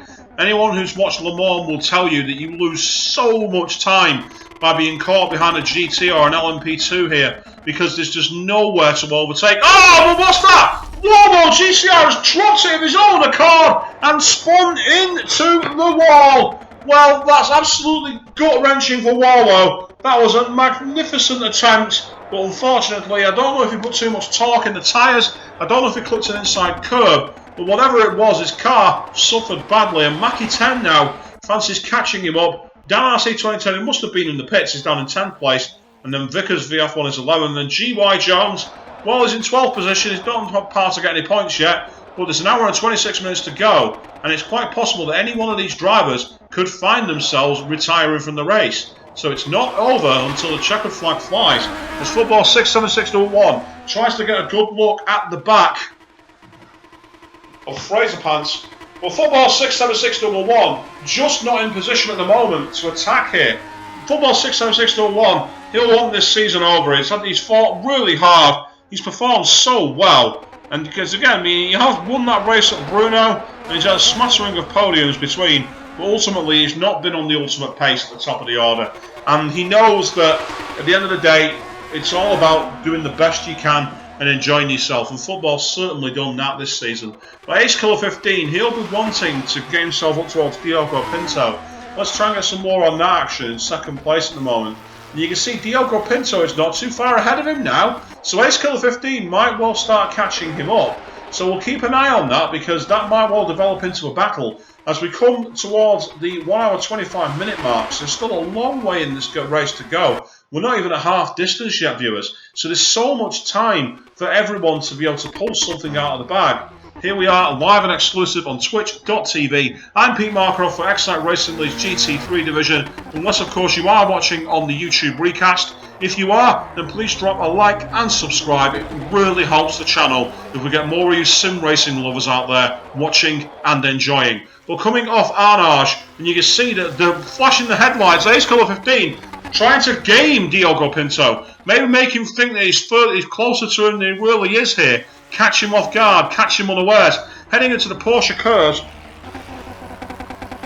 And you can see Diogo Pinto actually, he's finding this a bit of a struggle here. I don't think Dio's comfortable. And now Ace Killer 15 smells blood in the water. This is a chance here. Ace Killer 15 has pulled this back out of nowhere. And what a way that would be to stamp your authority on the Championship Cup by claiming the Blue Ribbon event at the Le Mans 24-hour race. Heading towards the pits, does either driver go in? No, they don't. Heading into the Ford chicane, as they've got a back marker ahead of them, so they've got to be careful these drivers don't get caught out by that and lose too much power and pace into the lit section of the circuit up down through the main grandstands on towards Dunlop. This is a great position to watch this race if you ever actually go to Le Mans, particularly for the practice and qualifying sessions, where even if you only have a general admission ticket, for those sessions only, you can go in the grandstands. So it's great if it's raining, and it's especially good if you want to just relax and enjoy yourself. Meanwhile, Ace Killer 15 got a bit too wide there over the outside of Dunlop, and that's opened the gap to Diogo Pinto. So Diogo Pinto can breathe a sigh of relief, as I believe that's GY again, who's trying to get out of the way into Tetra Rouge. Diogo Pinto may have lost some critical time there. Moving further back, Fraser Pants has gotten clear of football. There's a bit of a gap between them. Killer Ramsey down in 7th place. Weister 3 still in 7th at the moment. You got Mackie 10 in 8th. 9th place Dan RC 2010. Wallow GTR in 10th. Vickers in 11th and GY Jones. Indeed, it was GY Jones that they were getting out of the way of. Meanwhile, all credit to Jamie F430, who's so far my driver of the day, getting himself into that podium position. He's done really well, and in fact, oh, that wasn't. It's the same livery, isn't it? GY is in the same livery as Jamie F430 is. Interestingly, Ace Killer 15 is weaving on the straight, warming his tyres. Well, we saw Jenson Button try that many years ago in Formula 1 when he was driving for Braun. I remember them doing that in the second half of the season. I think it was at the German Grand Prix, where they were weaving to try and get temperature in the tyres early in the season. I remember that happening, so maybe he's got the same problem. Be an unusual one if that's the case, but Ace Killer 15 now, trying to get that gap closed on Diogo Pinto, because there's not much between them. And indeed, Ace Killer 15's got the pace over one lap. But again, Diogo Pinto showing the consistency needed to be a potential future world champion. And of course, what price those 2 disqualifications at Bathurst and Laguna Seca. Those 2 disqualifications dropped him 50 points. The same as victory here at the Circuit de la Sarthe. And flashing the headlights in the dark at the back of Vickers VF1. Ace Killer 15 trusting the back markers there to get out of the way. And that's one of the real dangers of Le Mans. When the sun goes down and the lightning strikes, anything is possible. Drivers can get taken out left, right and centre We saw Alan McNish back in 2011 clattering the side of a Ferrari and ploughing straight into the tyre wall. 2012 we saw Anthony Davidson driving the Toyota TS030 and he did the same mistake, flipped the car and almost broke his back going into that one. It's so easy to get yourself in a position where you're taken out by someone who's just minding their own race. That's the magic of endurance racing, in particular Le Mans. Nothing is certain. Just ask Toyota in the final 3 minutes of this year's race if you want any answer for that one. Through the Chevrolet curves, Ace Killer 15 really doing everything possible to close that gap on Diogo Pinto. Diogo Pinto has done really well today. He did find himself down in second place briefly, but has hung in there and kept it clean. And so far, that's been the story of the race. Clean driving, precise driving, fast driving. And that's what you people out there, you fans of sim racing, deserve. The cleanest, fastest drivers. And if you fancy yourself as a driver for Excite Racing League, whether you're a PlayStation 4 gamer, whether you're on the Xbox One, we have leagues on both sides. Check out the forum, exciteracingleague.com. Check out the Twitter, @LeagueXRL. Go on the PlayStation Network forums, the community, Excite Racing League. Sign up, express your interest, and we'll get you into future races, because many of our future drivers watched these streams. Old Tuppers did it, I did it, Sean Bean 22 did it. So there's plenty of heritage of drivers who sat there on the sidelines going, I fancy that, and getting themselves in and having some serious league racing action. As we all getting back to the track action, Ace Killer 15 really doing everything possible, but Diogo Pinto has had the pace on this last couple of laps and has been able to just about keep him at arm's length. He's not been setting lap records, he's not been breaking the sector rules or anything like that. He's just been doing enough to keep it clean and keep himself ahead. Meanwhile, Fraser Pants has broken away from football 67601, both just clearing Tetra Rouge, a good 1 or 2 second gap there, but actually, Fraser Pants going a bit too defensive, and that may have slowed him down, and it has. Fraser Pants is in real trouble here, and I think football 67601 is going to out-drag him. Well, that's one of the strangest passes ever. I don't know if there was some kind of disagreement. Maybe the drivers felt one or the other got an illegal overtake and have given the position back. Whatever it was, football 67601 takes 4th position on the Mulsanne down towards the Forza chicane. Now Fraser Pants, the second part of Mulsanne down towards PlayStation, with no street lighting at all on this circuit. It's completely dark aside from the headlights. You really do have literally nothing to see. That's what your view is like in the cockpit, viewers. Can you imagine drag racing in these kind of speeds with visibility like that? Well, these drivers are doing it and doing us very proud here at Excite Racing League. As Fraser Pants follows in the wake of football 67611. Up ahead, meanwhile, Jamie F430 in 3rd place doing a great job. Ace Killer 15 though, all over the back of Diogo Pinto. Battle joined for the lead as Diogo Pinto forces Ace Killer 15 to go very, very wide there, slowing down very, very sharply indeed. Evasive action taken by Ace Killer 15, that will have knocked his confidence. But then it also will cause that red mist to descend for him to go challenge accepted. And Jamie F430 meanwhile is not too far behind. Jamie F430 is doing a really commendable performance so far tonight. And if he gets on the podium, it would be an extraordinary finish to a season that's not been competitive, but it has been clean, and he would definitely deserve it. Going through the Porsche curves, Ace Killer 15, headlights ablaze, going off the Armco barriers as we come towards the highly populated section of Chevrolet. Ace Killer 15 doing all in his power to lure back in Diogo Pinto, but Dio's in the pits. Dio has decided it's time to change those tyres. So now Ace Killer 15 will become the de facto leader here, but it's a question of how much pace has he got, how much fuel does he have? Because let's not forget, there's still an hour and 17 minutes of racing here. So Jamie F430 is very likely to go in the 2nd position here, unless he also goes into the box. Right, he does. He dives in at exactly the same time. So he's gone in at the same strategy. Football 676-1 just coming through the Porsche curves. I get the feeling it's going to be a bit too far behind Dio to overhaul him here. It's going to be close, but I don't think it's going to be close enough. Diogo Pinto's car yet to be released from its box. Moving further back, Football 676-1 just coming up to the Ford chicane now. He's not going into the pits. Diogo Pinto just leaving, so I think he's going to be saved by the Porsche curves here. Indeed, Football 676-1 just clearing the Ford chicane now, so he's a bit too far behind Dio. But interestingly, Fraser Pants has now got Killer Ramsey, last season's champion, chomping at the bit to get after him. So the roundabout with the pendulum swings again, and all of a sudden Fraser Pants facing a whole new threat, because Killer Ramsey has been gone for most of the tenure that we've seen from Fraser Pants, and Killer Ramsey has done really committedly well here. Yes, he's running in 5th place at the moment due to the pit stops of Diogo Pinto and Wise the 3, but he's not disgraced himself. For a driver who's not been about since that performance at the Suzuka when he got 2nd, he's missed the Nordschleife, he's missed Brands Hatch, he's missed Road America, and yet here he is, attacking the back of Fraser Pants, and taking a little bit out of the Tetra Rouge there, and now he gets deep in the toe on Mulsanne towards Forza, and this gives him a real opportunity to haul himself into 4th place on merit.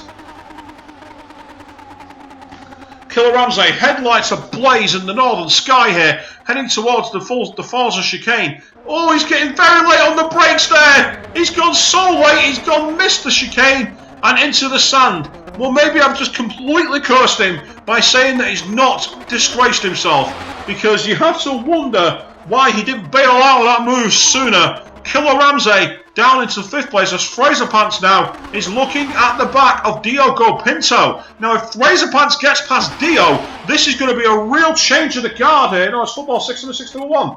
Sorry, I do apologise. I thought it was Diogo Pinto. So Diogo Pinto is safe in 2nd place at the moment. Fraser Pants, though, looking at the back of Football 676-1, gets a great tow off PlayStation down towards the Mulsanne. And with the lack of light, I mean, look at that. Look how dark that is for the cameras here. Can you imagine what it's like for the drivers in the cockpit? They're spotting your braking point with this. Look at the sand there. That'll invite you off. Same at Mulsanne. All these drivers really able to show us indeed. Football 676-1 goes too deep, and that's allowed Fraser Pants to get a much better drive off the corner down towards Indianapolis. Behind them, meanwhile, look at Wise the 3 getting ahead of Killer Ramsey. But Killer Ramsey now looking to attack the back of him. Wise the 3 not back into the podium positions at all here, as Killer Ramsey is ranking up the pressure. Fraser Pants, meanwhile, trying to force a mistake from Football 676-1. Oh, right in the inside curve. Bit too much there, Fraser Pants. Unsettled the grip of the car, but both drivers did really well to keep that going and not crash. As Wise the 3 looks on, Killer Ramsey spins into the gravel at Indianapolis. Very lucky to get that going again. We've seen so many drivers do that for real. And as we come up towards the end of the first hour of this 2-hour spectacular, well, it's been all Diogo Pinto at the moment at the front, but he's now in 2nd place. And, but meanwhile, Ace Killer 15 in the box. Whoa, this is critical. Diogo Pinto is just clearing the Porsche curves now. Ace Killer 15 still in the box, still being held. Diogo Pinto, he's got to be going by the time Dio's at the 4th chicane to have any hope here, and I don't think it's going to happen. I think Diogo Pinto is going to overhaul Ace Killer 15. Indeed he is. Ace Killer 15 is going to drop down into 2nd place here, because he's not even off his jacks, and Diogo Pinto signs his way through, and that is the end of that challenge from Ace Killer 15. And actually, Wise the 3 now is the one who's going to be in danger of going ahead of Ace Killer 15, who's only just leaving his box. And Wise the 3 looks like he's going to take this. Indeed he does. So Wise the 3 back in the 2nd place. He's jumped him under the undercut. Football 676-1 and Fraser Pants battle of the pit stops. Jamie F430 we're looking at with interest here, because he boxed from 3rd place. So this will give him a chance to get himself back into the order, but Jamie F430, he'll be disappointed to have been overhauled so much here by Wise the 3, because Wise the 3 was behind him at one point, and now he's got ahead. Neither Football 676-1 nor Fraser Pants have been able to get clear, but Jamie F430 has. Now Ace Killer 15 in 3rd position. Looking back here, you see football 6-7-6-1. Left his box a fraction of a second later than Fraser Pants. And look at this! They're literally nose to tail at the end of the pit lane. These two could not be closer if they were, unless they were spooning. This is really close stuff here. Fraser Pants gets on the gas ahead of himself as football 6-7-6-1. On towards Dunlop. Is Fraser Pants going to try and take advantage of the cold tyres here and the lack of confidence? No, he's not. He's just too far behind. So Fraser Pants in 6th place, looking at the back of football 6-7-6-1. Up ahead, meanwhile, Jamie F430 way behind Ace Killer 15. Then Wise to 3. But Diogo Pinto has now got a big lead and a real opportunity to take this race, and with it, 2nd place.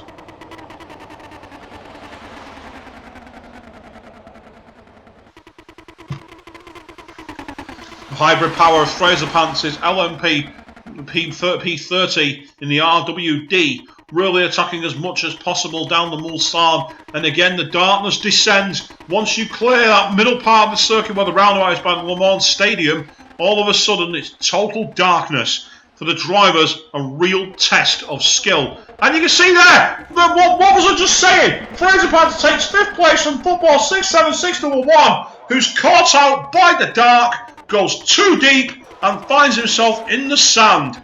Jamie F430, meanwhile, I've got props to him. He may be down in 4th place, but he's done really well to get himself there. Ace Killer 15 trying to claw back to Wise to 3. But interestingly, Wise to 3 is back all over the gearbox of Diogo Pinto. Battle is once again joined between these two. We saw the epic that they put on at the Nordschleifer a few weeks ago, and now we're at another long track, another spectacular circuit, and once again these two are locking their horns and pushing for control of the herd. It's a question of who has got the pace.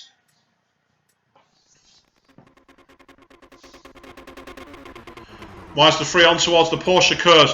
Looking at the back of Diogo Pinto in the Audi R18 TDI. And you can see actually throwing up a bit of dirt on the camera lens there through the middle of the Porsche curves.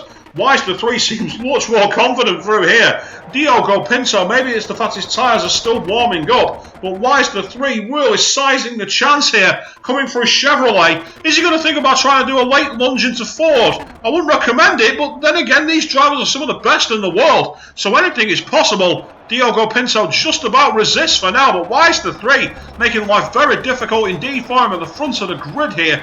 Wise to 3 breaks the beams, goes on to another lap, looks at the back so far of Diogo Pinto. Meanwhile, looking at the actual prediction for the laps that we're going to complete here, it seems I'm going to be short by a couple of laps because they've done 15 already with just over an hour to go. But anything can happen. We may yet get rain after all. Wise to 3 going through the middle part of the stadium circuit complex. And look at this, Diogo Pinto backing him up horribly there into Tetra Rouge, and Wise to 3 will be the odds-on favourite to drag past him down towards Forza. Indeed, he's not even going to get into the slipstream. Wise to 3 side by side with Diogo Pinto, pulls ahead, but now Diogo Pinto gets deep into the wake, looking to follow Wise to 3 into Forza, and we've seen Wise to 3 get overtaken previously by Ace Killer 15 down into this corner. Diogo Pinto commits to the inside line. Wise to 3 hangs on the outside, gets on the brakes, just about hogs that line and resists Diogo Pinto for now. But Diogo Pinto will be really fancying an opportunity here, sniffing that potential for taking that lead back as Wise to 3 possibly deploys a bit of curse there, coming off that chicane down towards PlayStation. This is a real chance now for Diogo Pinto to get himself back into the contention. Wise to 3 will be looking to get the hammer down, get himself some really consistent lap times and avoid losing this lead. Wise to 3 giving it all he's got through the middle part of PlayStation, taking the straight line path of least resistance down towards Mulsanne, and you can see that gap is actually opening up. Diogo Pinto, I don't know if it's these tyres, I don't know if it's the conditions at the night, but whatever it is, his confidence is not quite there, and Wise to 3 has started to open up that lead, and if it keeps going like that, Wise to 3 may well claw himself back into contention for victory, but at the same time you can never write Diogo Pinto off. Diogo Pinto is capable of achieving the impossible. Moving back through the field, you can see we've unfortunately reached that period, viewers, where the gaps in the field have appeared. And actually, we're down to 10 runners and riders. So G.Y. Jones is going to go back ahead once he's unlapped himself on Mackie and get into the points. Much like the former driver Craig 102, who did exactly the same thing in the Formula 1 leagues. He used to do that all the time. So while we've got a bit of a gap at the top, let's give you a rundown of the fastest laps. A 3:26.0 from Weisler 3, a 3:26.1 from Diogo Pinto, but a 3:25.8 from Ace Killer 15, showing that he's got ultimate pace. A 3:27.2 from Jamie F430, very much middle of the road in 4th place. Then we've got Fraser Pants on a 3:28.5, a 3:29.0 from Football 67611, Volvo GTR on a 3:32.9, Dan RC 2010 a 3:29.6, but then Vickers a 3:43.4, Mackie a 3:31, and then at the back, currently showing a lap way off the pace, G.Y. Jones a 3:59. 30 seconds slower than your race leader. 30 seconds! Wow! That is Australia versus Zimbabwe in cricket in terms of difference. Actually, no, scratch that. Australia are doing pretty poor in the cricket at the moment. It's India versus Zimbabwe in the cricket at the moment.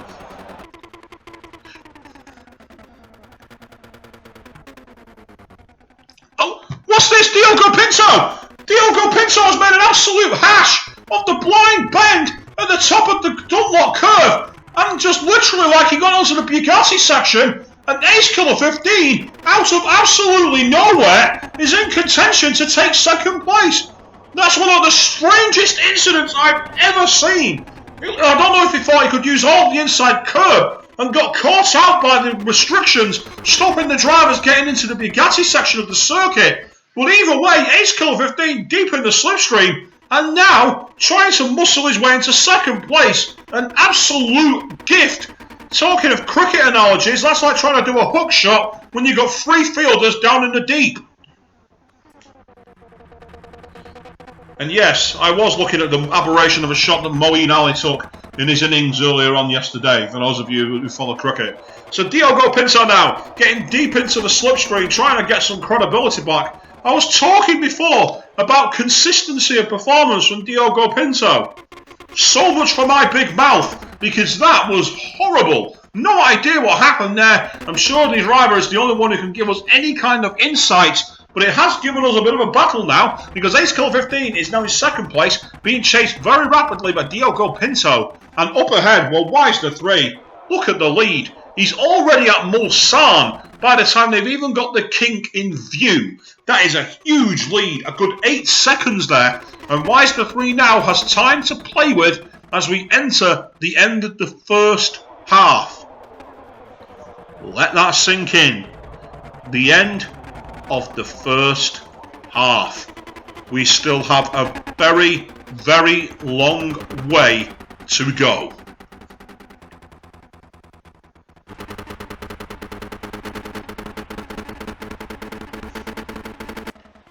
Moving further back through the field, Jamie F430 not really in danger of catching Diogo Pinto or Ace Killer 15, so he's pretty solid at the moment in 4th place. Yeah, you got Jamie's just coming up to the kink at the Mulsanne, whereas Fraser Pants only just hit the PlayStation curve. Football 67621, not too far away from Fraser, but a little too far behind to mount a challenge at the moment. Volvo GTR pretty much on his own. Dan RC 2010 at Tetra Rouge, ahead of Vickers VF1, and once again, G.Y. Jones. No, G.Y. Jones in the pits. So amazingly, we're only going to have 9 finishers at the most. Well, way back in the 1970s, I think it might have been 1971, there was only 7 finishers at the Circuit de la Sarthe, and we may yet be in a position to repeat that. But again, for those of you out there watching live and exclusive on twitch.tv, I'm Pete Markroft here for Excite Racing League. Thank you all very much for joining us. If you are watching on the YouTube recast, please drop a like and subscribe. It really helps us, and we want to make sure that we can bring you the best in sim racing, and the only way to do that is to have more of you watching and crucially more of you wanting to take part. If you fancy yourself as a racer, if you want to join an online racing league, we've got divisions both on the PlayStation 4 and on the Xbox One. So it doesn't matter which platform you've chosen, you are welcome in Excite Racing League. Go to the forum, exciteracingleague.com, or of course you can go on the Twitter at LeagueXRL. If you're on PlayStation Network, you can join the PlayStation Network community, Excite Racing League, and for those of you on the online, you can go to the forums after that. I'm not sure what they've got in the Microsoft one. I don't know if they have any kind of social presence on Microsoft, because I've not got an Xbox One, so I don't know how that works. But needless to say, Dan RC 2010 will be disappointed with down in 8th place, having had a great qualifying performance, just not really hooked it together. Vickers VF1 has been nowhere near the pace, but he's down in 9th, and currently hanging on. And we saw Rebellion back in 2013 get 4th position because of retirements, even though they were nowhere near the pace of Toyota or Audi, who took the podium positions. So do not ever count out yourselves out. Anything is possible. Warwars ETR is 7th place. We've got Football 6761 in 6th, trying to catch up to the back of Fraser Pants. That's the closest battle at the moment. Unfortunately, as we reach the end of the first hour, the field has started to spread out a little bit. And this is where it's going to be a case of who's got the pace over the lap. Now there's a bit of clean air, the drivers can start really opening the taps. Ace Kill 15 has pulled away a bit from Diogo Pinto. So Diogo Pinto was on pole position and leading. And then he had that very extraordinary collision after the Dunlop chicane where he hit the barrier that separates the Bugatti layout from the Sarthe layout. I'm still at a loss as to how that happened, but it did, and that's allowed Ace Killer 15 to overhaul him. And Wise the 3 now has got a huge lead. He's already cleared Mulsanne Hairpin before they've even reached the kink. That is a colossal advantage. And therefore, Wise the 3 in the pound seats. But earlier in the race, so was Diogo Pinto. So I'm not saying anything about who's going to win this race, because every time I've said that, something has happened. I have been the curse, so I'm not saying a word. It's why I deliberately stayed out of who was going to win the Formula 1 World Championship. Did I get my inner wish? I'm not telling, because I'm not spoiling for those of you who've not seen the race. But for those of you who have, get your comments out there if you want. But if you say who it is, I will slap you with a wet salmon. You have been warned. So Football 6761 has actually closed the gap a little bit on Fraser Pants in the battle for 5th position. So we'll stay on board here for now. Gives us an opportunity to see some drivers catching up. And for those drivers who are actually monitoring motorsport for real, today also saw the retirement of 2 Formula 1 stalwarts, the Felipe Massa and former and world champion Jenson Button. Both drivers, in many ways, quite similar to each other. They both won just over 10 races each. Both drivers were on the cusp of championships or won them by the smallest of margins. And both drivers respected by the paddock, but never seen as in the upper echelons of Alonso, Vettel, Raikkonen, or of course Lewis Hamilton. For you drivers out there who have seen them, what are your opinions? What's your greatest memories of these two drivers? For me, I don't think anything more needs to be said about Felipe Massa than the fact that he managed to come back from almost being killed by a part of a car striking him on the helmet and being able to not only race but also fight for victories. And the fact that Alonso nicked one from him in the Nürburgring in 2010 will always put a bee in my bonnet. Jenson Button, Canada 2011. I need say no more. So getting back to the on-track action here, Fraser Pants now under real threat because Football 67611 coming off Arnage has got a way better line and has got a lot of that gap shrunk down. So this is a real opportunity now. Football 67611 as we head into the Porsche curves.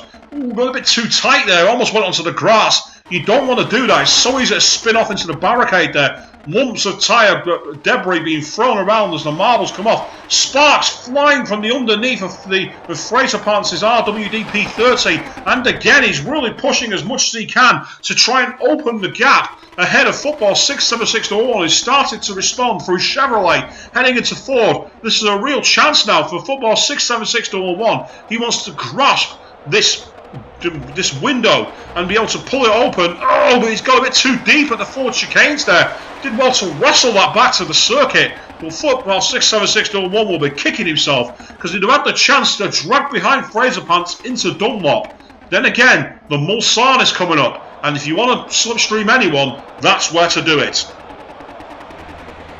Coming off the Dunlop chicane, under the bridge and over the blind crest. Great chat and flay of headlights there. You can see that's where Diogo Pinto hit the tyre wall there, where football 6-1 went right round the edge of it. So maybe drivers are trying to shave it, and he's just got a bit too close. Whatever it was, into Tetra Rouge. Football 676-1 now all over the back of Fraser Pants like an unwanted rash. Fraser Pants defensive down the inside of the Mulsanne straight on towards Forza. This is a potential overtaking opportunity here for football 676-1 as he grips the pedal to the floor as much as he can, eking out all the horsepower, pulls out of the slipstream, goes ahead later on the brakes, potentially hooks the middle line. Has he been able to stop the car? Yes, he has. Great opportunistic driving there, but football 676-1 goes a bit too wide, loses traction, and that now allows football 676-1 to have to look at the back as Fraser Pants pulls alongside him. Both drivers side by side down towards PlayStation. We've seen Nico Hulkenberg, Eric Bamber and Nick Tandy do some great overtaking when they won Le Mans last year in 2015. And this is an opportunistic approach now as Fraser Pants can only look on as football 676-1 has to filter in behind him into PlayStation chicane. So that position lasted one corner. It just shows that anything can happen at absolutely any time. Deep in the slipstream on towards Mulsanne. Football 676-1, a bit of a foggy horizon there. And just look at the darkness as the drivers come over that crest. You can't see anything. And that is the real challenge of Le Mans. It's so easy to go too deep into those gravel traps. They are inviting. And you can see there, look at that. Football 676-1 sees Fraser Pants getting it all wrong. Almost goes straight on there. And football 676-1 will now sniff the potential to get a great draft down towards Indianapolis.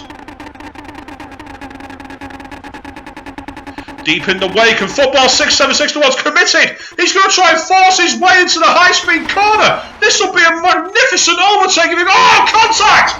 Both drivers collect each other. Football 676-1 shuts it off to the inside. Meanwhile, Fraser Pants brushed to the outside. Well, both drivers were side by side. And football 676-1 did look like he was ahead of the driver there. But football 676-1 seems to be slowing. I get the feeling he might be doing a switchback here on Fraser Pants. I don't think he's trying to get too far ahead of him.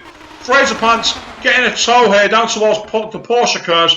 But actually, Fraser Pants has not been let by football 676-1. So if football saw anything, maybe he's trying to set it up so both drivers are back together for a repeat of the move.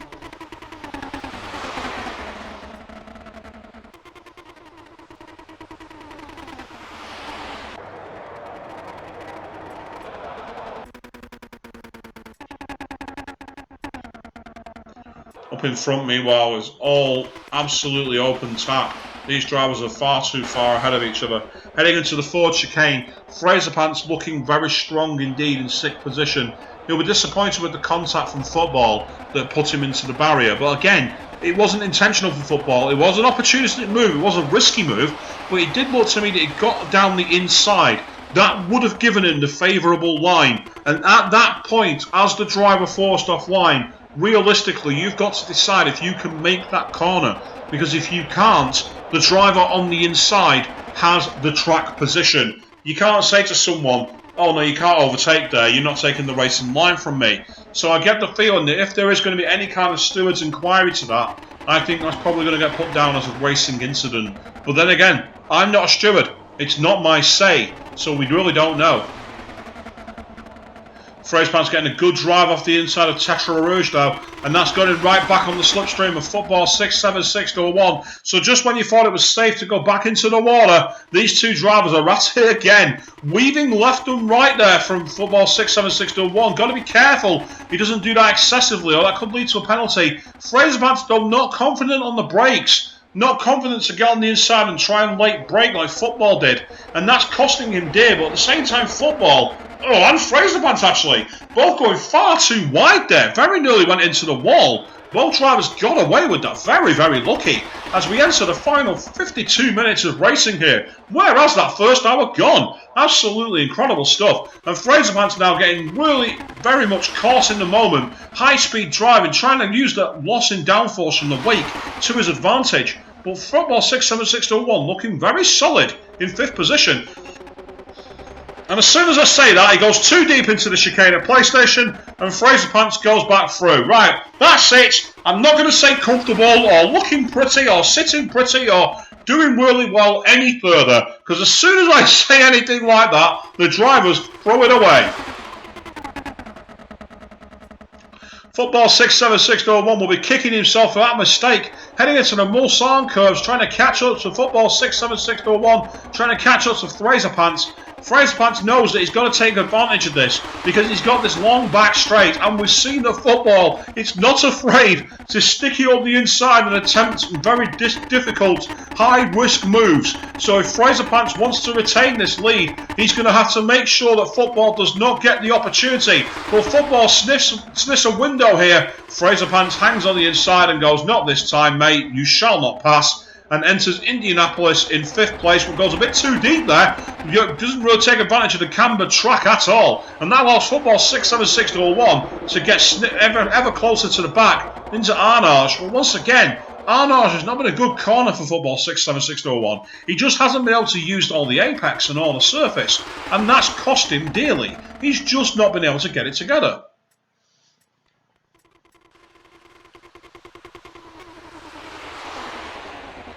Heading for the Porsche curves, and Football 67601 looking pretty strong in there, but again, he's just not as confident as Fraser Pants at the moment. Fraser Pants willing to shave the corner, trying to cut the grass, whereas Football 67601 is leaving about 0.5 millimetre between the white line and his tyres. So evidently he's not as confident in the car. Jamie F430, meanwhile, I keep on giving him credit, but he's doing really, really well. Hanging on to that 4th place. Diogo Pinto is a bit too far ahead of him, as Ace Killer 15 now has got a huge gap on Diogo Pinto. And that means that Wisner 3, look at that. Wisner 3 is already through Mulsanne by the time that Ace Killer 15 hits PlayStation.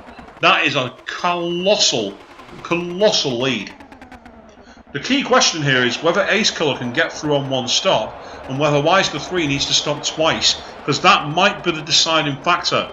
Meanwhile, Diogo Football 67601 seems to slow down there. I wonder if the games gave him an in-game penalty, because he seems to just go nowhere, and that's opened the gap to Fraser Pants. That looks very much like a penalty to me. In that, yeah, I think it is. So I think Fraser Pants will be very, very happy about that, because it means coming off Tetra Rouge, he's not got someone sniffing at his diffuser, stealing all the pace and being sucked along the road. So Football 67601, well, he's got to try and use a low drag solution to catch up to Fraser Pants, but he's just too far behind at the moment. Moving further back from these guys, Dan RC 2010 is in 7th place. He's got Warwo GTR in 8th, not too far behind, but Warwo's just not really had the performance. And then, of course, got Vickers VF1, currently going through the Porsche curves, way off the lead. Oh, Football 67601 has spun it at Forza. So let's ride on board now with Warwo GTR, and ahead of him, Dan RC 2010.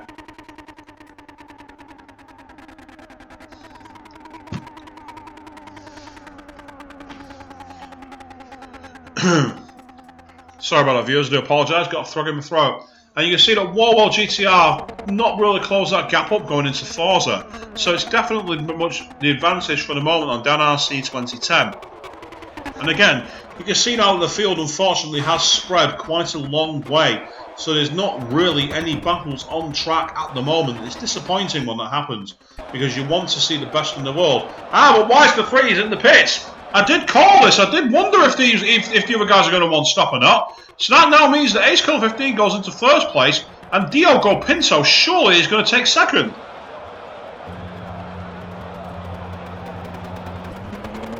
Now you'd expect that Wisner 3 has made his 2nd and final stop there. He's gone 1 hour and 13 minutes on 2 stops. Whoa, actually, I don't know. 1 hour and 13 minutes on 2 stops means he's only getting 36 minutes between stints.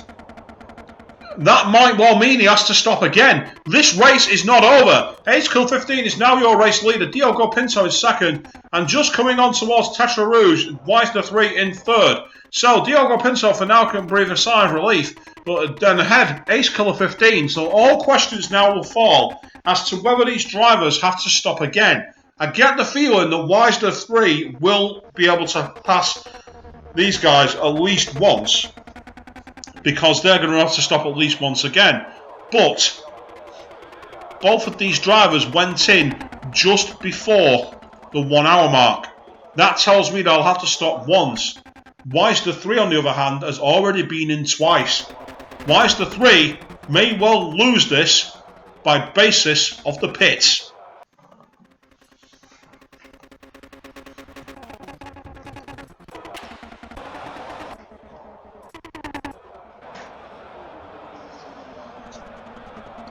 Football 676-1 coming into the pits now, so that's going to open a chance for Dan RC 2010 and Walwo to go past him. Because there's Football 676-1, so Fraser Panther's got to take advantage of this and put in qualifying laps now. By going that extra lap, he might be able to save a stint on his tyres. So he's got to be able to push as much as possible. Ace Kill 15 just coming off Mulsanne. He's got Diogo Pinto about 6 seconds or so behind him. And then Weisner 3, he's about another 6-7 seconds behind Diogo Pinto. So these three drivers are all covered by about 15 seconds at the moment, which is a real opportunity. You can see that 46 seconds was lost in Sector 1 for Weisner 3. And look at Diogo Pinto actually. He gained 6 seconds on Ace Killer 15. Ace Killer 15 made a monumental error when he didn't need to.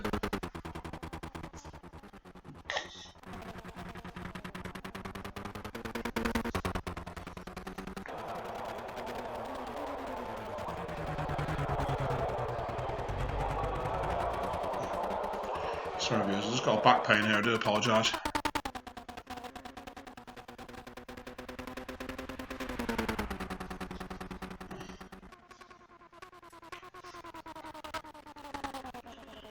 So moving further forward then, Diogo Pinto is second place. Looking at the back of Ace Killer Rouge, just clearing the Porsche curves. Diogo Pinto's just arrived at them. Weisner 3 on the other hand. He's not too far behind Dio. Dio's halfway through. Oh, and Dio's got traffic in the middle of the Porsche curve. In fact, he's just going to get away with this. He's got Vickers VF1 headlights ablaze. Vickers is like, where are you going? Where are you going? Oh, that Diogo Pinto may have actually cost himself there because I think the headlights confused Vickers. I think the flash of the headlights confused him. He wasn't sure which side he was going to come through on. And that he's now gone into the box. Well, that's not the point. Diogo Pinto will be unhappy about that. That's cost him a good 1 or 2 seconds just when he did not need it. You can see he's set at 3:30.6 as his last lap. And you can see 44 seconds behind Weisner 3, and he'd lost 46 in Sector 1. So that cost him 2 seconds. Diogo Pinto lost 2 seconds on that lap. But at the same time, Ace Killer 15 lost a further 4. So Ace Killer 15 had the chance there to really tie the leaders up in knots and did not take advantage at all. Jamie F430 in 4th place as Fraser Pants is going very slowly. Down RC 2010 in 6th place. It's got Football 67601 down in 7th, quite far behind him. Then you've got Walwo GTR in 8th place and Vickers VF1 just leaving the pits.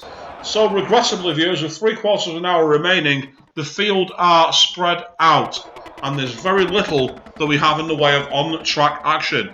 But again, we saw with Dio when he went into the wall just before the Le Mans Bugatti entrance. So anything is possible in this race, and in racing, it usually happens.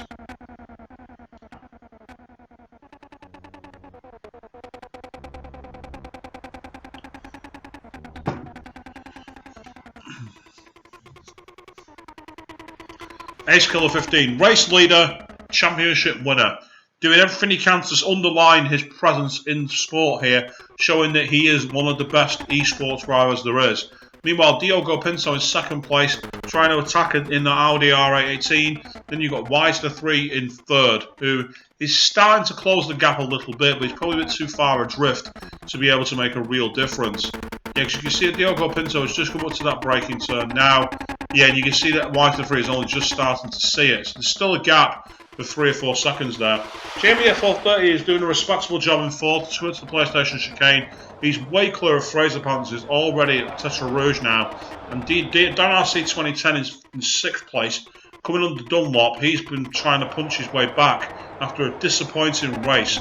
Then in 7th place, Football 67611, who's only just coming up to the 4th chicane now. So he's lost a lot of time.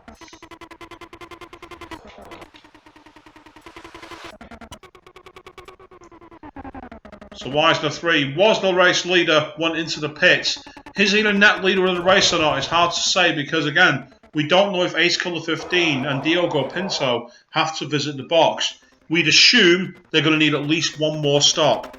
But we don't know what their strategies are. We don't know what their tyre wear is or their fuel consumption. It's not yet decided. This race is far from over.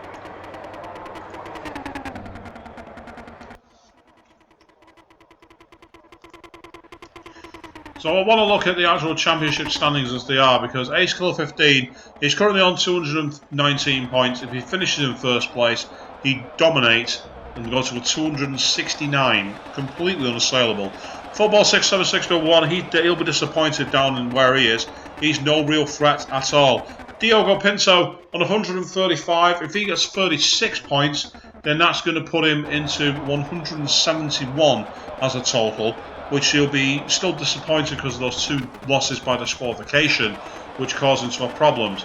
Then Wisner 3, meanwhile, on 107 points, he'd end on 137 in the event the race order is as it is at the moment. But it's still early in this race. It's hard to know who's actually going to come out on top, especially considering Diogo Pinto, his last lap was a 3:30.5, whereas Wisner 3 was a 3:28.7. And indeed, Ace Killer 15, a 3:29.9. So Wisner 3, currently one of the fastest men on circuit. The fastest man, bizarrely, is Dan RC 2010. Dan RC 2010 is way faster, but he's not really had any presence in the race. We saw this once with Nick Heidfeld for, we saw it once with Timo Glock, driving for Toyota. I remember he came 13th at a race, I think it was in Malaysia, and on the final lap, set the fastest lap. And his team principal was like, well, where was that pace in the race, you pillock? Kind of thing. And it was a good question to ask, because where was it?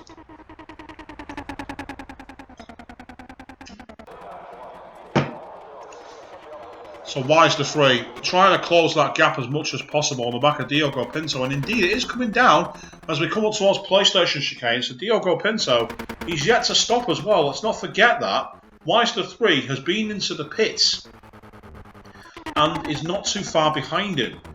So if Diogo Pinto has to pit again, then if Wisner 3 can just open the taps now, if he can overtake Diogo Pinto, it means that Wisner will have the chance to beat him, because Wisner may need to stop again. Diogo Pinto will definitely have to stop again. Now Ace Killer 15, meanwhile, is not too far ahead of them. Ace Killer 15's in trouble. Ace Killer 15 is only a few seconds clear. What's happened here? Ace Killer 15 has suddenly seen that lead disintegrate. Something's gone wrong in the second part of the sector, because he was on a 1:12.7, which was only 2/10 slower than Wisner 3. Meanwhile, second off the pace was Diogo Pinto, who responded a little bit. But Diogo Pinto now is looking at the back of the performance of Ace Killer 15. Ace Killer 15 is suddenly showing up a lot further.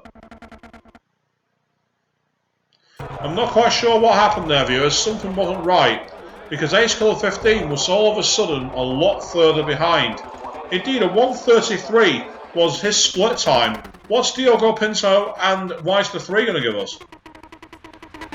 A 1:35 from Diogo Pinto, so 2 seconds slower. A 1:33.3 from Wisner 3. Wisner 3 has taken 3 seconds out of Diogo Pinto on this lap. Wisner 3 is monumentally faster than Diogo Pinto. well, that was a hair-raising moment now. He hit the curb, and then it caused his vehicle to start dancing left and right. Diogo Pinto might have to decide to visit the pits here, because if he stays out and loses another 3 seconds, it's going to make him a sitting duck. Heading into the start-finish line... wait, why is the 3? Why is the 3 back in the pits? Why is the 3 has gone back in after barely 10 minutes? He was setting a lap time alight. He was monumentally faster, and yet for some reason that I don't understand, why is the 3, after only 10 minutes, is back in for his 3rd pit stop? And this puts him under pressure from Jamie F430, because Jamie F430 is not far behind him. What is this about? Why has Weiss the 3 gone back into the pits again? Jamie F430, that's it. Jamie F430 is going to overhaul him onto the podium. Now, Weiss the 3 is going to just come out of the pits now. So, I do not understand this strategy at all. I do not get it. Because Weiss the 3 was monumentally faster than Diogo Pinto. He clearly was keeping the car on the island. And he clearly didn't have any damage, so unless his car didn't fuel him and he was literally on fumes, which is a possibility with the lap time, that's the only thing I can think of. The only plausible explanation I have is that he was running on fumes because his team did not fuel him. Whatever it was, he's now had to pit for a 3rd time, and that is very likely to take him out of contention. Well, who says that anything's decided midway through the race? I said before, you can never discount something extraordinary happening. And Ace Killer 15 is now the one who is holding all the cards. But you only have to go all in on the wrong hand to find yourself losing big. So Diogo Pinto in 2nd place will be looking to take advantage, make hay while the sun shines as we start to get towards the final part of the race. 24th lap we are on here today, viewers. 35 minutes remain of this circuit. So these drivers all attacking as much as possible. Jamie F430 is in 3rd place at the moment, trying to seize this bizarre situation and take all the benefit from it. Into Indianapolis goes Diogo Pinto. Behind him, GF430 has just cleared Mulsanne. Weiss the 3 yet to reach it. Weiss the 3 not too far behind Jamie actually, so we're going to see a battle between them sooner rather than later. Looking at the first sector times, you can see a 1:12.9 from Diogo Pinto, a 1:13.5 from Jamie F430. Weiss the 3 a 1:56.3. And then Ace Killer 15 a 1:16.7. So 4 seconds falling off Ace Killer. However, Ace Killer then found half a second in Sector 2. The lap times here today are erratic at best. Kind of like an over from Shaw of Akhtar, in that you've got pace, but you just no idea where it's going to happen. Through the Porsche curves, Diogo Pinto trying to do all he can. And indeed, Ace Killer is now in the box. So Ace Killer 15 has lost 4 seconds. Diogo Pinto stays out. So he's going to become your de facto leader. However, Ace Killer 15 does not have to worry at all. Because Jamie F430, who's in 3rd position, is not even at the Porsche curves. I'd be very, very surprised if Diogo Pinto and Jamie F430, finds himself getting by. But then again, Ace Killer 15, not yet released from his markers. The guy is still there. And midway through the Porsche curves now, Jamie F430. He needs to be out. He needs to be released by the time Jamie F430 comes up to the 4th chicane.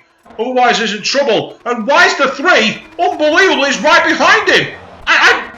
Well, this could go anyway. Jamie F430 is in the box. Jamie F430 is sticking in now. And Ace Killer 15 coming up to the end of the pit lane. Pit lane speed limiter is on. Jamie F430 goes into 3rd position. Weiss the 3, Ace Killer 15 is going to be monumentally close here. Weiss the 3 at full speed, full momentum. But ahead of them, Ace Killer 15 just comes out in front and makes a monumental mistake.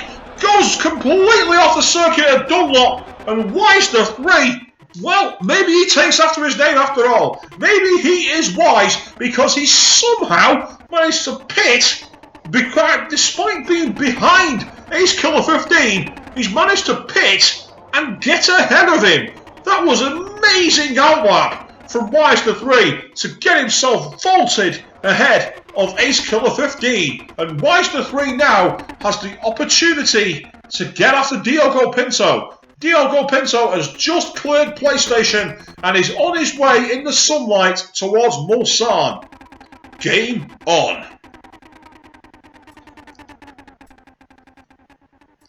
Ace Killer 15 will be kicking himself, as again, once he's made another mistake, maybe it's the cold tyres, but he's got that wrong as well at Forza and gone through the chicane, so Wise the 3 gains another 1 or 2 seconds. Maybe that's what's happening in these critical sectors. Maybe that's where he's losing his time. A 1:12.8 from Diogo Pinto, a 1:12.2 from Wise the 3. Ace Killer 15 at 2:15.9. He's lost 20 seconds on Wise the 3. Jamie F430, meanwhile, just coming out of Tetra Rouge. He's not going to be a threat at the moment to Ace Killer 15, but a couple of more sectors like that first one, and Jamie F430 might well find himself in contention for a podium as Diogo Pinto rounds the Arnage, as Wise the 3 has yet to even reach Mulsanne. So that's a huge lead for Diogo Pinto. Looking at the track map there, that's an extraordinary lead. Wise the 3 looking at the back, and Ace Killer 15 is a bit too far behind, really, to be a threat to Wise the 3. Moving further back, we've got Jamie F430 is currently just going out of the Mulsanne area. Then we've got Dan RC 2010 who's just cleared Dunlop. Football 67601 has cleared Dunlop chicane. Then Fraser Pants, who's way back at the top of Dunlop, looking like he's trying to unlap himself. No, he's not. It's a battle. We've got a battle for the 6th and 7th place here. Football 67601 and Fraser Pants have rejoined the battle. They've touched their swords once again. So we'll remain on board as we enter the final quarter of the race. Oh, big jump there. Onto 2 wheels from Fraser Pants, stunt driving extraordinaire. Gets deep in the wake of Fraser Pants following Football 67601. These Le Mans prototypes all pretty much equal, and it's very much a case of the driver, not the car. And you've seen that at all ends of the grid. There's been some monumental driving, some unbelievable driving, and then there's been some catastrophic driving. It's been one of those races here today at Le Mans. It's a discipline that the drivers may not have as much experience of that they'd like, and it's telling here in case of the overall order. But Fraser Pants is 7th place now, get deep into the toe behind Football 67611. Football looking at this to try and get some further points.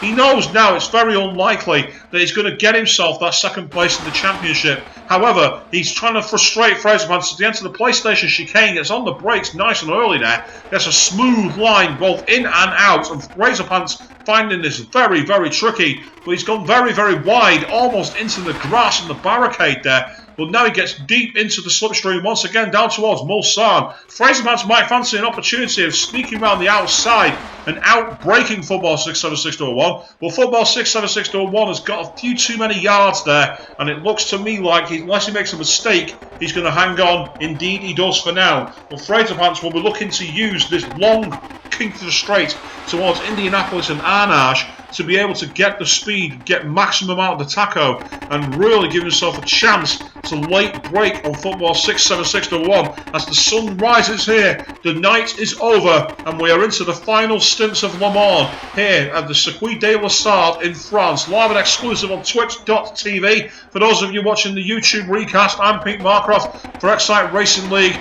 and always please get a like and subscribe. It really helps the channel with more of you sim racing fans getting in and watching stuff. And if you're a person out there who's not yet got a league and you fancy taking part, you think I can do this, get on the forum, exciteracingleague.com, check out the Twitter @LeagueXRL, and if you're watching on PlayStation Network, check out on the community, PlayStation Excite Racing League. We've also got leagues on Xbox One as well for you guys on the Microsoft side. F1, Project Cars, Assetto Corsa, there's all kinds of leagues, all kinds of action. Make sure you check it out. So through the Porsche curves, Fraser Pants going a bit wide, snaking left and right. goes a bit too far on the outside into Chevrolet, and that's going to give an opportunity to football 67611, who's trying to get the best result he can here today. He's not going to get second place in the championship now, barring some unforeseen miracle, but there is still a chance to get some respectable points and give himself that platform into the next season. Moving quickly a bit further forward, Dan RC 2010's recovered well into 5th place. Jamie F430 in 4th place on merit, a big respectable drive from him. Diogo Pinto in 3rd place now as Ace Killer 15. So Diogo Pinto has obviously been into the pits, and that's put Wise the 3 now into the lead. So we've got a scrap for 2nd place here between Diogo Pinto and ahead of him, Ace Killer 15, the world champion in this racing league season.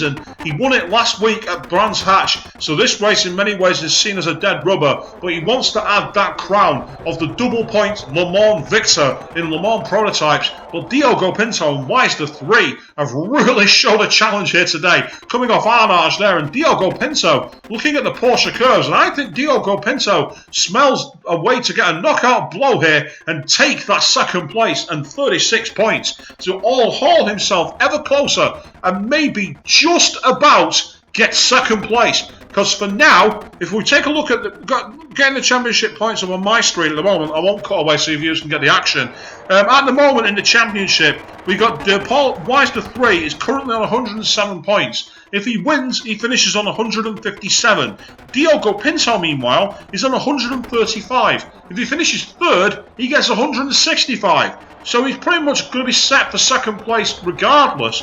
But at the same time, Ace Killer 15, if he comes in 2nd place in this race, will get a total of 36 points, which will put him onto 255. Nearly 100 clear. And I don't think he wants to be behind by a century. I think Diogo Pinto wants the bragging rights, as Ace Killer 15 once again messes up the Dunlop chicane, and Diogo Pinto now has a real chance here, getting over the Dunlop blind crest, avoiding the inside barricade, heading towards Tetra Rouge. I think he's going to fancy dragging past that P30 LMP1 on the way down to Forza and taking 2nd place, going through Tetra Rouge, kicking the inside kick beautifully, riding the outside curve, getting deep into the slipstream using the tail lights as the ultimate marker. And this is where it's all about horsepower and all about traction. And you can actually see that Ace Killer 15 is actually pretty strong here. Looked like he was actually pulling away, despite the Audi R18 diesel Le Mans prototype having some serious horsepower behind it. On the brakes into Forza, and you can see that Diogo Pinto is just not able to catch up there, but he gets a better line on the outside though. And Diogo Pinto might sniff a chance going into PlayStation, gets deep in the slipstream, deep in the drag, dumping the downforce, getting the maximum collective speed he can on towards PlayStation. This is going to be an opportunity to really seal this home, a real potential to get 2nd place. But Ace Killer 15, the unstoppable, the immovable object to Diogo Pinto's unstoppable force. Coming off PlayStation, getting better traction though, and Diogo Pinto now is really attacking. The red mist has descended, and he fancies maybe trying to get on the inside, going into the King before Mulsanne. This is a potential 2nd place and 2nd place ceiling in the championship drive. That's what Diogo Pinto wants. Don't forget, he dropped 50 points this season when he had those 2 victories at Laguna Seca and Bathurst Mount Panorama taken away from him for indiscretions with pit rules. So Diogo Pinto will be looking at this to get a bloody nose on Ace Killer 15 and say, you might be champion, but I had 2 results taken off me, which would have massively changed the complexion of this championship. Diogo Pinto wants to set the ultimate bar going into the next season. So heading into Indianapolis, and you can see that Ace Killer 15 being defensive, taking that middle line like he's a 50-year-old man on the motorway at the M25. And so far, Diogo Pinto frustrated, not finding a way to get that Audi up the inside and take that position. But Ace Killer 15 doing everything possible to back him up and make him make a mistake. We've seen Diogo Pinto catastrophically clatter the tyre wall going into the Le Mans Bugatti circuit in the middle of the night. So he is human. He can err. He can make a mistake. And that is what Ace Killer 15 will be relying on. Into the Porsche curves. A tighter line taken by Ace Killer 15. Shaving the grass. Ooh, a bit too wide though there. He saw him snaking left and right. And Diogo Pinto now has the momentum coming off the Porsche curves in towards Chevrolet. Both drivers going wide, using the outside runoff to the maximum potential. Heading towards Chevrolet curves. No potential chances here. Ace Killer 15 leads into the Ford chicane. Taking as tight a line as he dares. Diogo Pinto tries to smooth the line out for the maximum resistance, and he's just not close enough to attack at the moment. But we do know that Ace Killer's weak link is in towards the Dunlop chicane. On the stream, Will2488 says hello. Good evening to you. Welcome to the stream, live and exclusive on Twitch.tv. I'm Pete Marker for Excite Racing League. If you are in the divisions elsewhere, hello to you. If you're not and you want to check out what we're all about, go to exciteracingleague.com for much more information. And also, if you are watching the YouTube recast, unlike Will, then make sure you drop a like and subscribe. And if you want to leave any comments, the box is available below for you. Into Tetra Rouge, Diogo Pinto going around the outside, dragging over the curb, wanting to try and use the wide width of the Audi R18 Le Mans Ultra, heading towards Forza, doing the maximum attack here. He really fancies that second place. He technically doesn't need it to get second place in the championship. It's all about bragging rights. Would you rather fall over the line, or do you want to charge over the line in glorious victory? I know what I'd take every time, and knowing every racer I know, they'll have exactly the same mentality. Coming off Forza, and you can see a bit of wide driving there from Diogo Pinto. Looked like the car started to snake left and right. We've only got 21 minutes left of this 2-hour spectacular. There's been peaks and troughs in terms of the on-track battles, but when they've come, they've been nose to tail, wheel to wheel. And that's just how we like it here in Excite Racing League. So Diogo Pinto trying to take second place away from Ace Killer 15, but Ace Killer 15, respectable driving, keeping it nice and tidy. Looking at the split times, look at that, 1:11.9 from Weiss to 3, Ace Killer 15 and 1:11.5 to pull away when he needs to, a 1:12.1 from Diogo Pinto, a 1:12.0 from Dan RC 2010. Four drivers all within half a second of a lap of each other. So Will2488 says, how has the racing been for the past hour and a half? Well, as I say, it's been one of those races where there's been action throughout the field, there's been attrition, there's been mistakes. And if you did miss the first hour and a half, check back tomorrow on our YouTube channel, youtube.com/Excite Racing League, and we will have the full race broadcast, including qualifying and a little bit of practice as well. So if you haven't missed the race, you can catch up later on. We do catch up TV, much like the TV broadcasters here, with that professional, honest. So while we've got a brief lull in this battle for now, moving further back, Jamie FL30 in 4th place, Dan RC 2010 in 5th, very much on his own. Same with Football 67611, Fraser Pants in 7th, and then Wolwo GTR, and then Vickers VF1, another retiree who's in the box. So we're only going to have 8 finishers here. Shades of the classic Le Mans race in 1971, where only 7 drivers came over the line that year, and it was an unbelievably attritional race. So Diogo Pinto going through the Porsche curves. This is the closest battle on circuit by a country mile. On the stream, Will2488 says, okay, wish I could have been in this. Well, we are going to be starting a new season at some point. It might be on F1 2016, it might be on Project Cars, it might be on both. Plans have yet to be determined. But if you are interested, you can go on PlayStation Network. There is a community for us there. Search my gamer tag, SS Wishbone, and you can find me as one of the community members there. If you want to check out the website, www.exciteracingleague.com, we have a full forum dedicated both to PlayStation 4 and Xbox One racing. We have plenty more action coming up, and that includes on the Xbox One side. Different channel for those guys, Excite Racing League _Channel 1 and Excite Racing League _Channel 2. If you want to check out those guys, this is the PlayStation exclusive channel. So coming towards Tetra Rouge then, Diogo Pinto has brought that gap down and is really doing all he can. So he knows the laps are falling away from him. There's maybe 5.5 laps, 6 laps to go here, and after that, that's it. The race will be over. So Diogo Pinto knows he's in pretty much last chance saloon if he wants to get the bragging rights over the champion, because of course, unbelievable. So Diogo Pinto doing everything possible, and yes, well, I know that you were in the race, but I was actually talking about other people out there watching other than you. It's not all about you, no. So Diogo Pinto going through Forza, trying to get maximum traction on the outside, doing everything in his power, dragging the Audi as wide as possible, using the wider lines, trying to get the extra traction, doing anything, any trick he's got to close that gap. But Ace Killer 15 has had all the pace. Ace Killer 15 has done enough so far, but wait a second, Ace Killer 15 off the circuit ahead. Looking at the split time, a 1:10.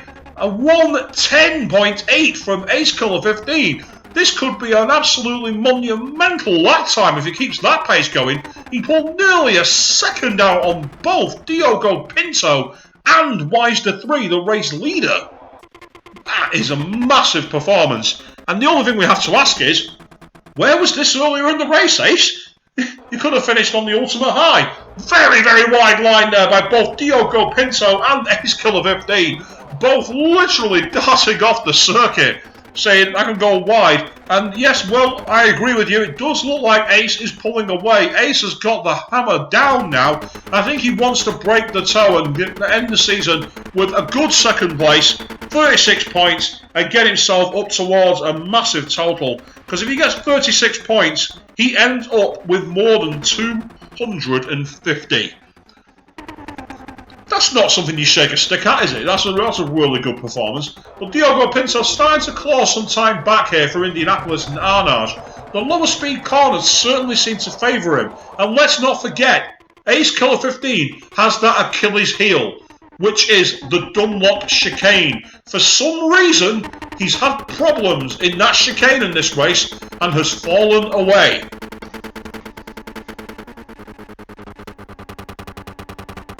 Diogo Pinto riding on board as we go into the Porsche curves, look at the gap that Ace Killer 15 has pulled out here. Second sector times, he pulled half a second out on Diogo Pinto and only a tenth out on Wisder 3. So he's lapping faster than Wisder at the moment, but Wisder has got the track position. Wisder is clear. And again, we saw 3 pit stops from Wisder 3. We've only seen 2 from Ace Killer 15 and Diogo Pinto. So it's still potentially that joker where they may have to do a last-minute splash and dash. We saw Ferrari do it earlier this year at Austin, Texas, where they pitted with literally 5 laps to go for Kimi Räikkönen. So anything can be done. It's ridiculous. Going through the chicane at Dunlop and Ace Killer 15 nailing that. No sign of weakness here. And that gap has only grown bigger. Diogo Pinto, I don't know if he's lost confidence all of a sudden, but either way, he's finding himself in a bit of trouble. Wisder 3 has got a good gap over Ace Killer, about 4 or 5 seconds. So Wisder, you can see he's just going over the chicane middle part there. And yeah, just at the edge of the roundabout. So Ace Killer 15 has got about, I'd say about 6 seconds behind him.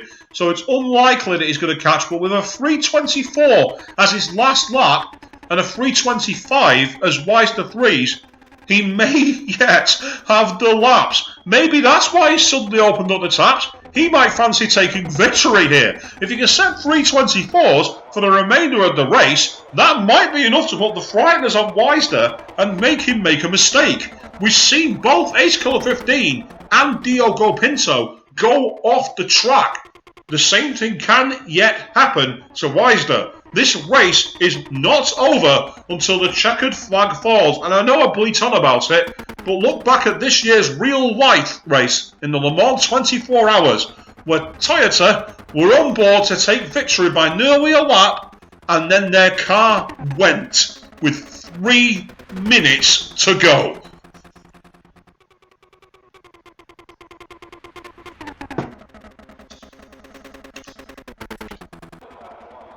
Ace Killer 15, gap go off 4 seconds over Diogo Pinto. That gap has come right down though.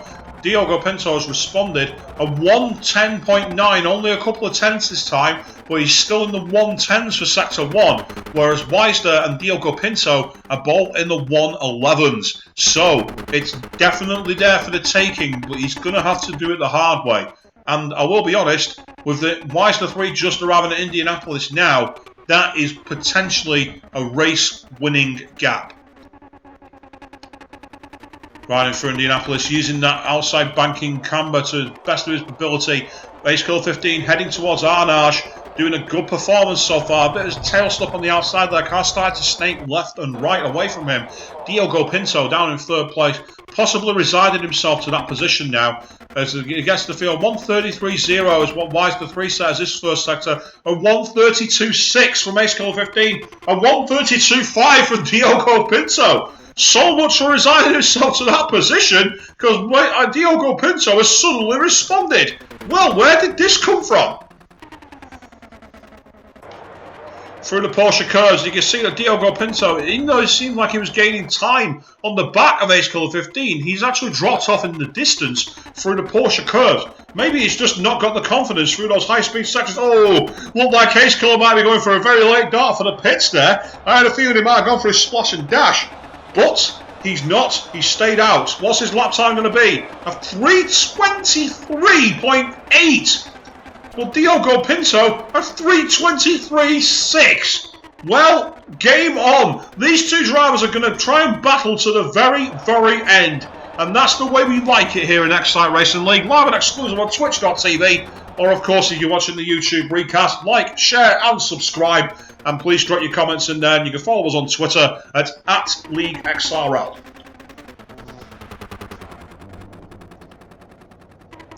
Diogo Pinto heading towards Tetra Rouge, going around the outside as much as he dares here, trying to push the outside of the envelope. On the stream, meanwhile, World 2488 says that looks like Pinto has less downforce. That's an advantage at Le Mans, considering the long straights at Mulsanne and the second part down towards Indianapolis. You are spending a good, I'd say, 70% of the lap at full throttle. So you want the maximum power and you want as minimal downforce and weight drag as possible.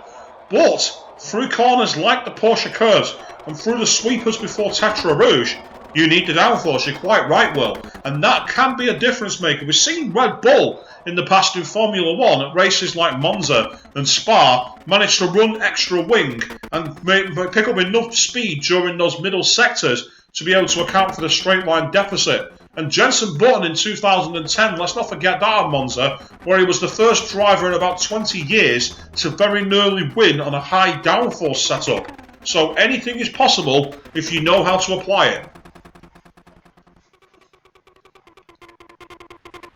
Diogo Pinto, third place, ahead of him, Ace Killer 15, still attacking, still trying to close that gap to Weisner 3. And Weisner's just cleared the Mulsanne now, so that's a potentially doable distance if Weisner's pace drops off. Weisner 3 did go into the pits earlier than these guys by about 5 minutes. Now, we've got 10 minutes left of racing here, and lots of it's going to depend on when Weisner 3 crosses the line. Because if he crosses the line with about 9 minutes 30, it means that we're going to have at least 3 laps. If he can get that line a little closer, and he gets it around about, say, 8 minutes, 8 minutes and 7 minutes 40 or something like that, he might well get away with there being only 2. But I don't think there's enough time to back the field up that far. Diogo Pinto, meanwhile, went very, very wide at Arnage there. Lost a lot of time on the back of Ace Killer 15. On the stream, World 2488 simply says, it's crunch time.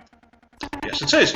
So going through the Porsche curves, and you can see that Weisner 3 really wagging that car, going around the outside view here. You can see the back end snaking away from it all opportunities, obviously running as low downforce and maximum camber as possible, making the car almost like a drift car at certain times by the looks of things. And you can really see the gap that Ace Killer 15 has now opened over Diogo Pinto as we come off Porsche in towards the Chevrolet curves. And this is a chance now for Ace Killer 15. He's got to attack. He's got to go aggressive. And he knows that if he's going to catch Weisner 3, time is fast running out. With 9 minutes to go, that means we are going to have 3 final laps of racing. So Weisner 3 has timed it to perfection. He's avoided the extra lap. But the question is, can Ace Killer 15 do enough damage? Doesn't look like it, because Weisner 3 has responded on the pace, done a 3:23.7 to a 3:23.5. 2/10 a lap is simply not enough at this phase of the race. So unless Ace Killer 15 has some absolute magic pace in the bag from nowhere, this looks ever more likely to be a race where he finishes second. Cut the corner a bit there at Tetra Rouge. That might cost him a bit of momentum. However, Behind him, Diogo Pinto not close enough to get into that high-speed over effect that is caused by the wake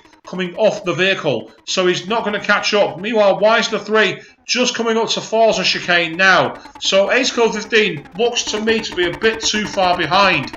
I do not think he's got the time to catch up to Wisder unless Wisder makes a mistake. And I've commentators cursed that many times. I may well have just done it to Wise the 3. Wise the 3 really needs to hang on to this, because the one thing he's not achieved this year is a place higher than second. He's yet to win a race. What a race it would be to break your duck if you do it at the Circuit de la Sarthe in a 2-hour endurance race. Ace Killer 15 losing a bit of time on Diogo Pinto there. Wise the 3 knows he's got to keep this smooth. He's got to keep this clean. He can't afford to make any mistakes. You can see that Ace Killer 15 is actually in danger here. Oh, that's very, very wide by Ace Killer there. Unbelievably wide line. He almost went into the golf bunker, he went so wide there. A 1:10.5 and a 1:10.6 from Ace Killer and Dio respectively, both gaining a second on Wise the 3. Wise the 3 potentially in trouble here, but again, it's only a second a time. It's just not mathematically enough. They need something extra to happen.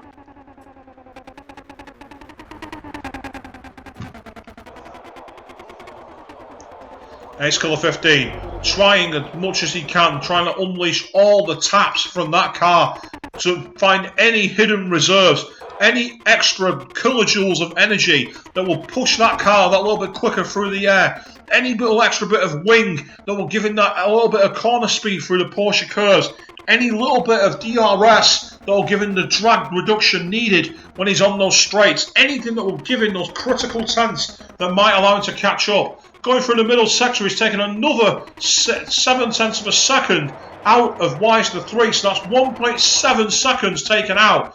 Wise the 3 is just coming up to Ford now, and Ace Killer 15 is not far behind him. Ace Killer 15 may yet appear in camera shot. There he is. So the Ford chicanes is literally the only distance, and behind him, ahead on the extremely well, World 2488 says Wisder's tyres might be going off. Well, what are that? 322.7 from both Diogo Pinto and Ace Killer 15. A monumental 2 seconds faster. Wise the 3 has just cleared the chicane. Ace Killer 15 is not too far behind him. This race is not over. We are literally going into the dying seconds. This could be a monumental steal. Shades of Jenson Button at the legendary Circuit de Gilles Villeneuve in Canada in 2011 when he mugged Sebastian Vettel at corner 6 on the final lap. But Ace Killer 15 is at disadvantage here because unbelievably he's still not caught up. What are the split times of Sector 1? This is going to tell us everything we need to know.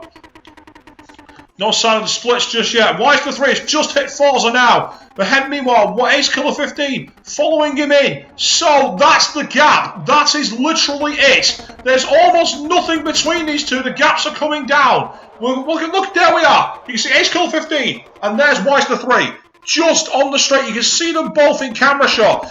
Wise the 3 has got Ace Killer 15 chasing after him. A 1:10.9 from Wisder, a 1:11.0 from Ace Killer, a 1:10.6 from Diogo Pinto. These three drivers are not giving up. These three drivers are going to leave it all on the circuit. They're going to leave blood, pus, oil, fuel, brake fluid, the whole 9 yards. It's going to be left behind, and that's how we like to see it. The dying minutes, we're going to get around to start a final lap. Wise the 3 can't afford to take his foot off the gas here. He can't afford to try and stretch this lap to reduce the lap. He has to go on to the final run. Ace Killer 15 taking a wide line into Mulsanne, followed by Diogo Pinto. Up ahead, Wise the 3 goes through the first kink. Ace Killer 15 just comes up to it. There's literally not much between them. And Wise the 3 goes through the second kink now. Ace Killer 15 just coming up to it. There's almost nothing between these two drivers. There's maybe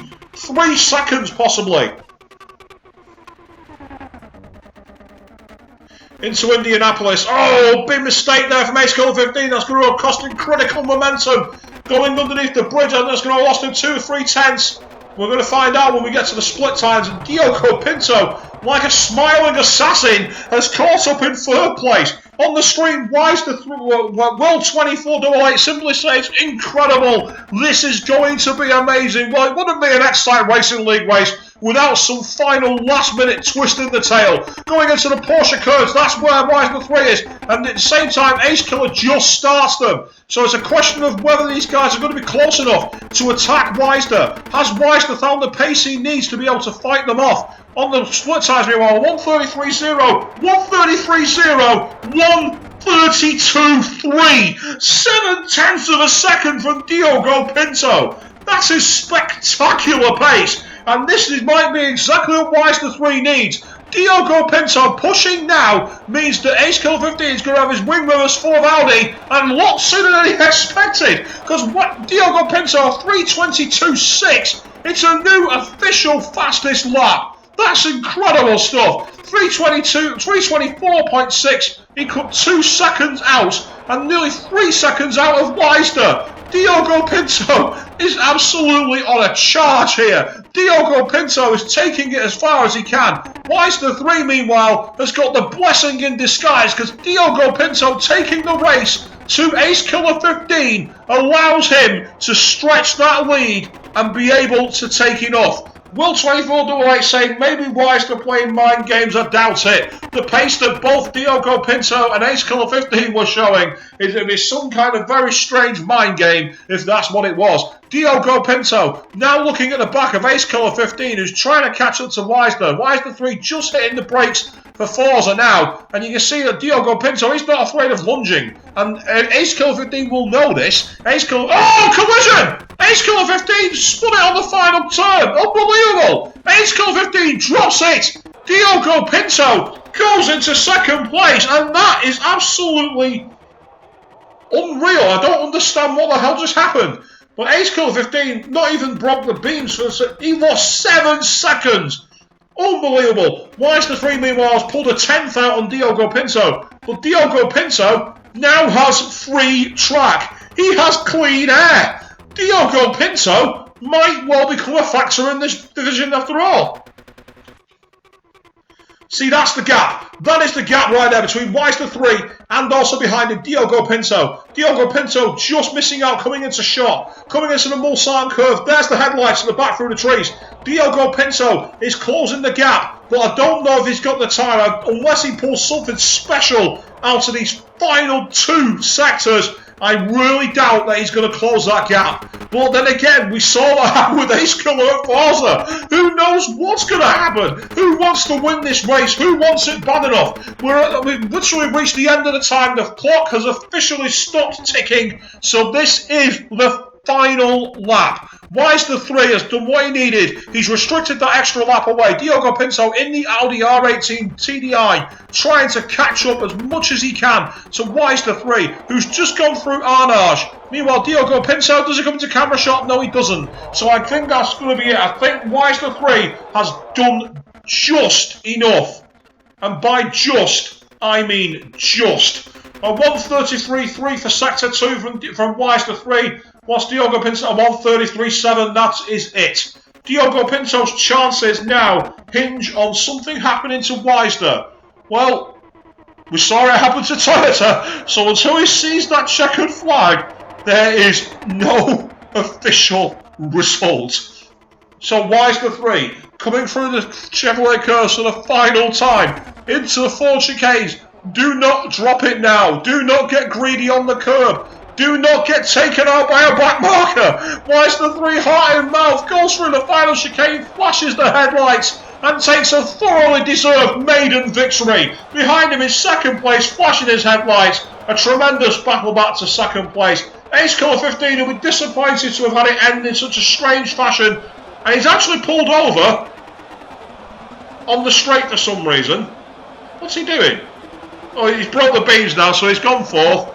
Whatever that was, I'm not entirely sure there. He takes 3rd place. Meanwhile, Dan RC2010 is showing in 4th. So Jamie F430 disqualified.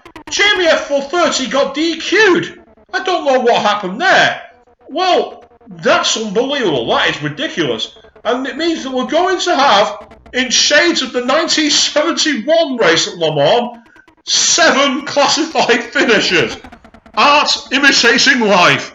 Well, Weister 3, you've got to give it up to him. He showed immense pace. He didn't set the fastest lap, and I don't think he cares, because he was ultimately the one. He stopped 3 times. Let's make that clear. He did an extra pit stop over both Diogo Pinto and also Ace Killer. He did an extra stop and still managed to take home the checkered flag and 50 points.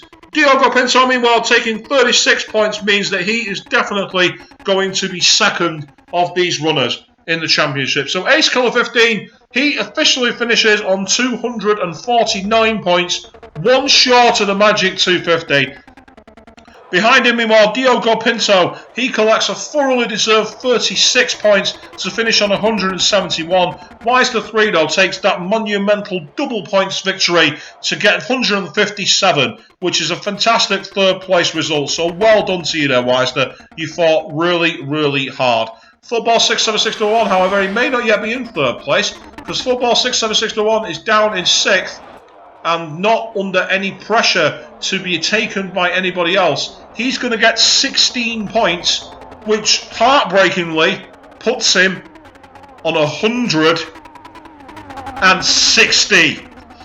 So Weister 3, despite getting victory at the final double points round, is going to be 4th in the title range, because Football 67601 did just enough to take 3rd.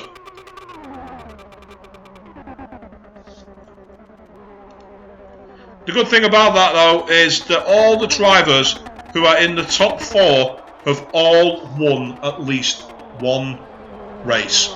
So all 4 of these guys are absolute winners. Absolutely extraordinary.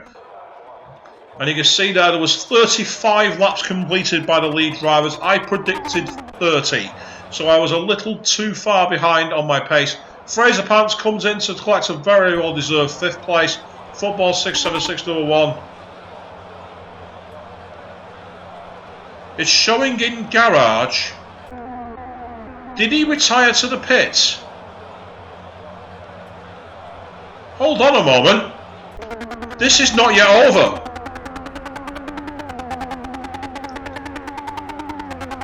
Wolwo is showing currently in 7th place. Now, football. Yes! Wolwo's come 6th place! Wolwo has just jumped Vickers VF1! Well, Football 67601 is now in 5th place.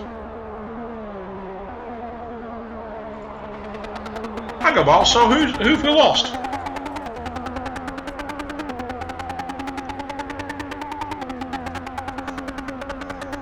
We lost Fraser Pants. Fraser Pants has disappeared. I'm not entirely sure why, but Fraser Pants has gone off. Meanwhile, on the stream, Will2428 says, wow, what a race. Shows the level of competition in XRL. Just stunning. XRL lives and dies by competitive racing. We believe in the best drivers going up against the best drivers. And for those of you out there who are checking us out now using the YouTube recast, please drop a like, share and subscribe. You really help Excite Racing League out by doing so. The more of you who subscribe, the more of you watch, and the more of you watch, the more we'll broadcast. For those of you out there who want to do actual racing and want to take part in Excite Racing League, well, get on the forum, exciteracingligue.com, or check us out on Twitter at LeagueXRL. If you are on PlayStation Network, there are 2 communities dedicated to Excite Racing League. I'm a member of them myself, SS Wishbone. Also, most of the guys on there as well, Weister3, Diogo Pinto, Ace Killer 15, Jamie F430. Any one of those guys, find them in a lobby and you'll be able to access the race from them as well. And also, if you're on the Xbox One platform, we do multiple divisions in both Formula 1 and Project Cars. There's loads of people out there. But what a fitting end to a crazy season. with a maiden champion in Ace Killer 15 and a maiden victor in Wisder 3. Thank you all very much for watching. I've been Pete Markroft. This has been Excite Racing League, and we'll see you all in the near future. Eyes peeled on the forums for more information about the next championships. Thank you and goodbye.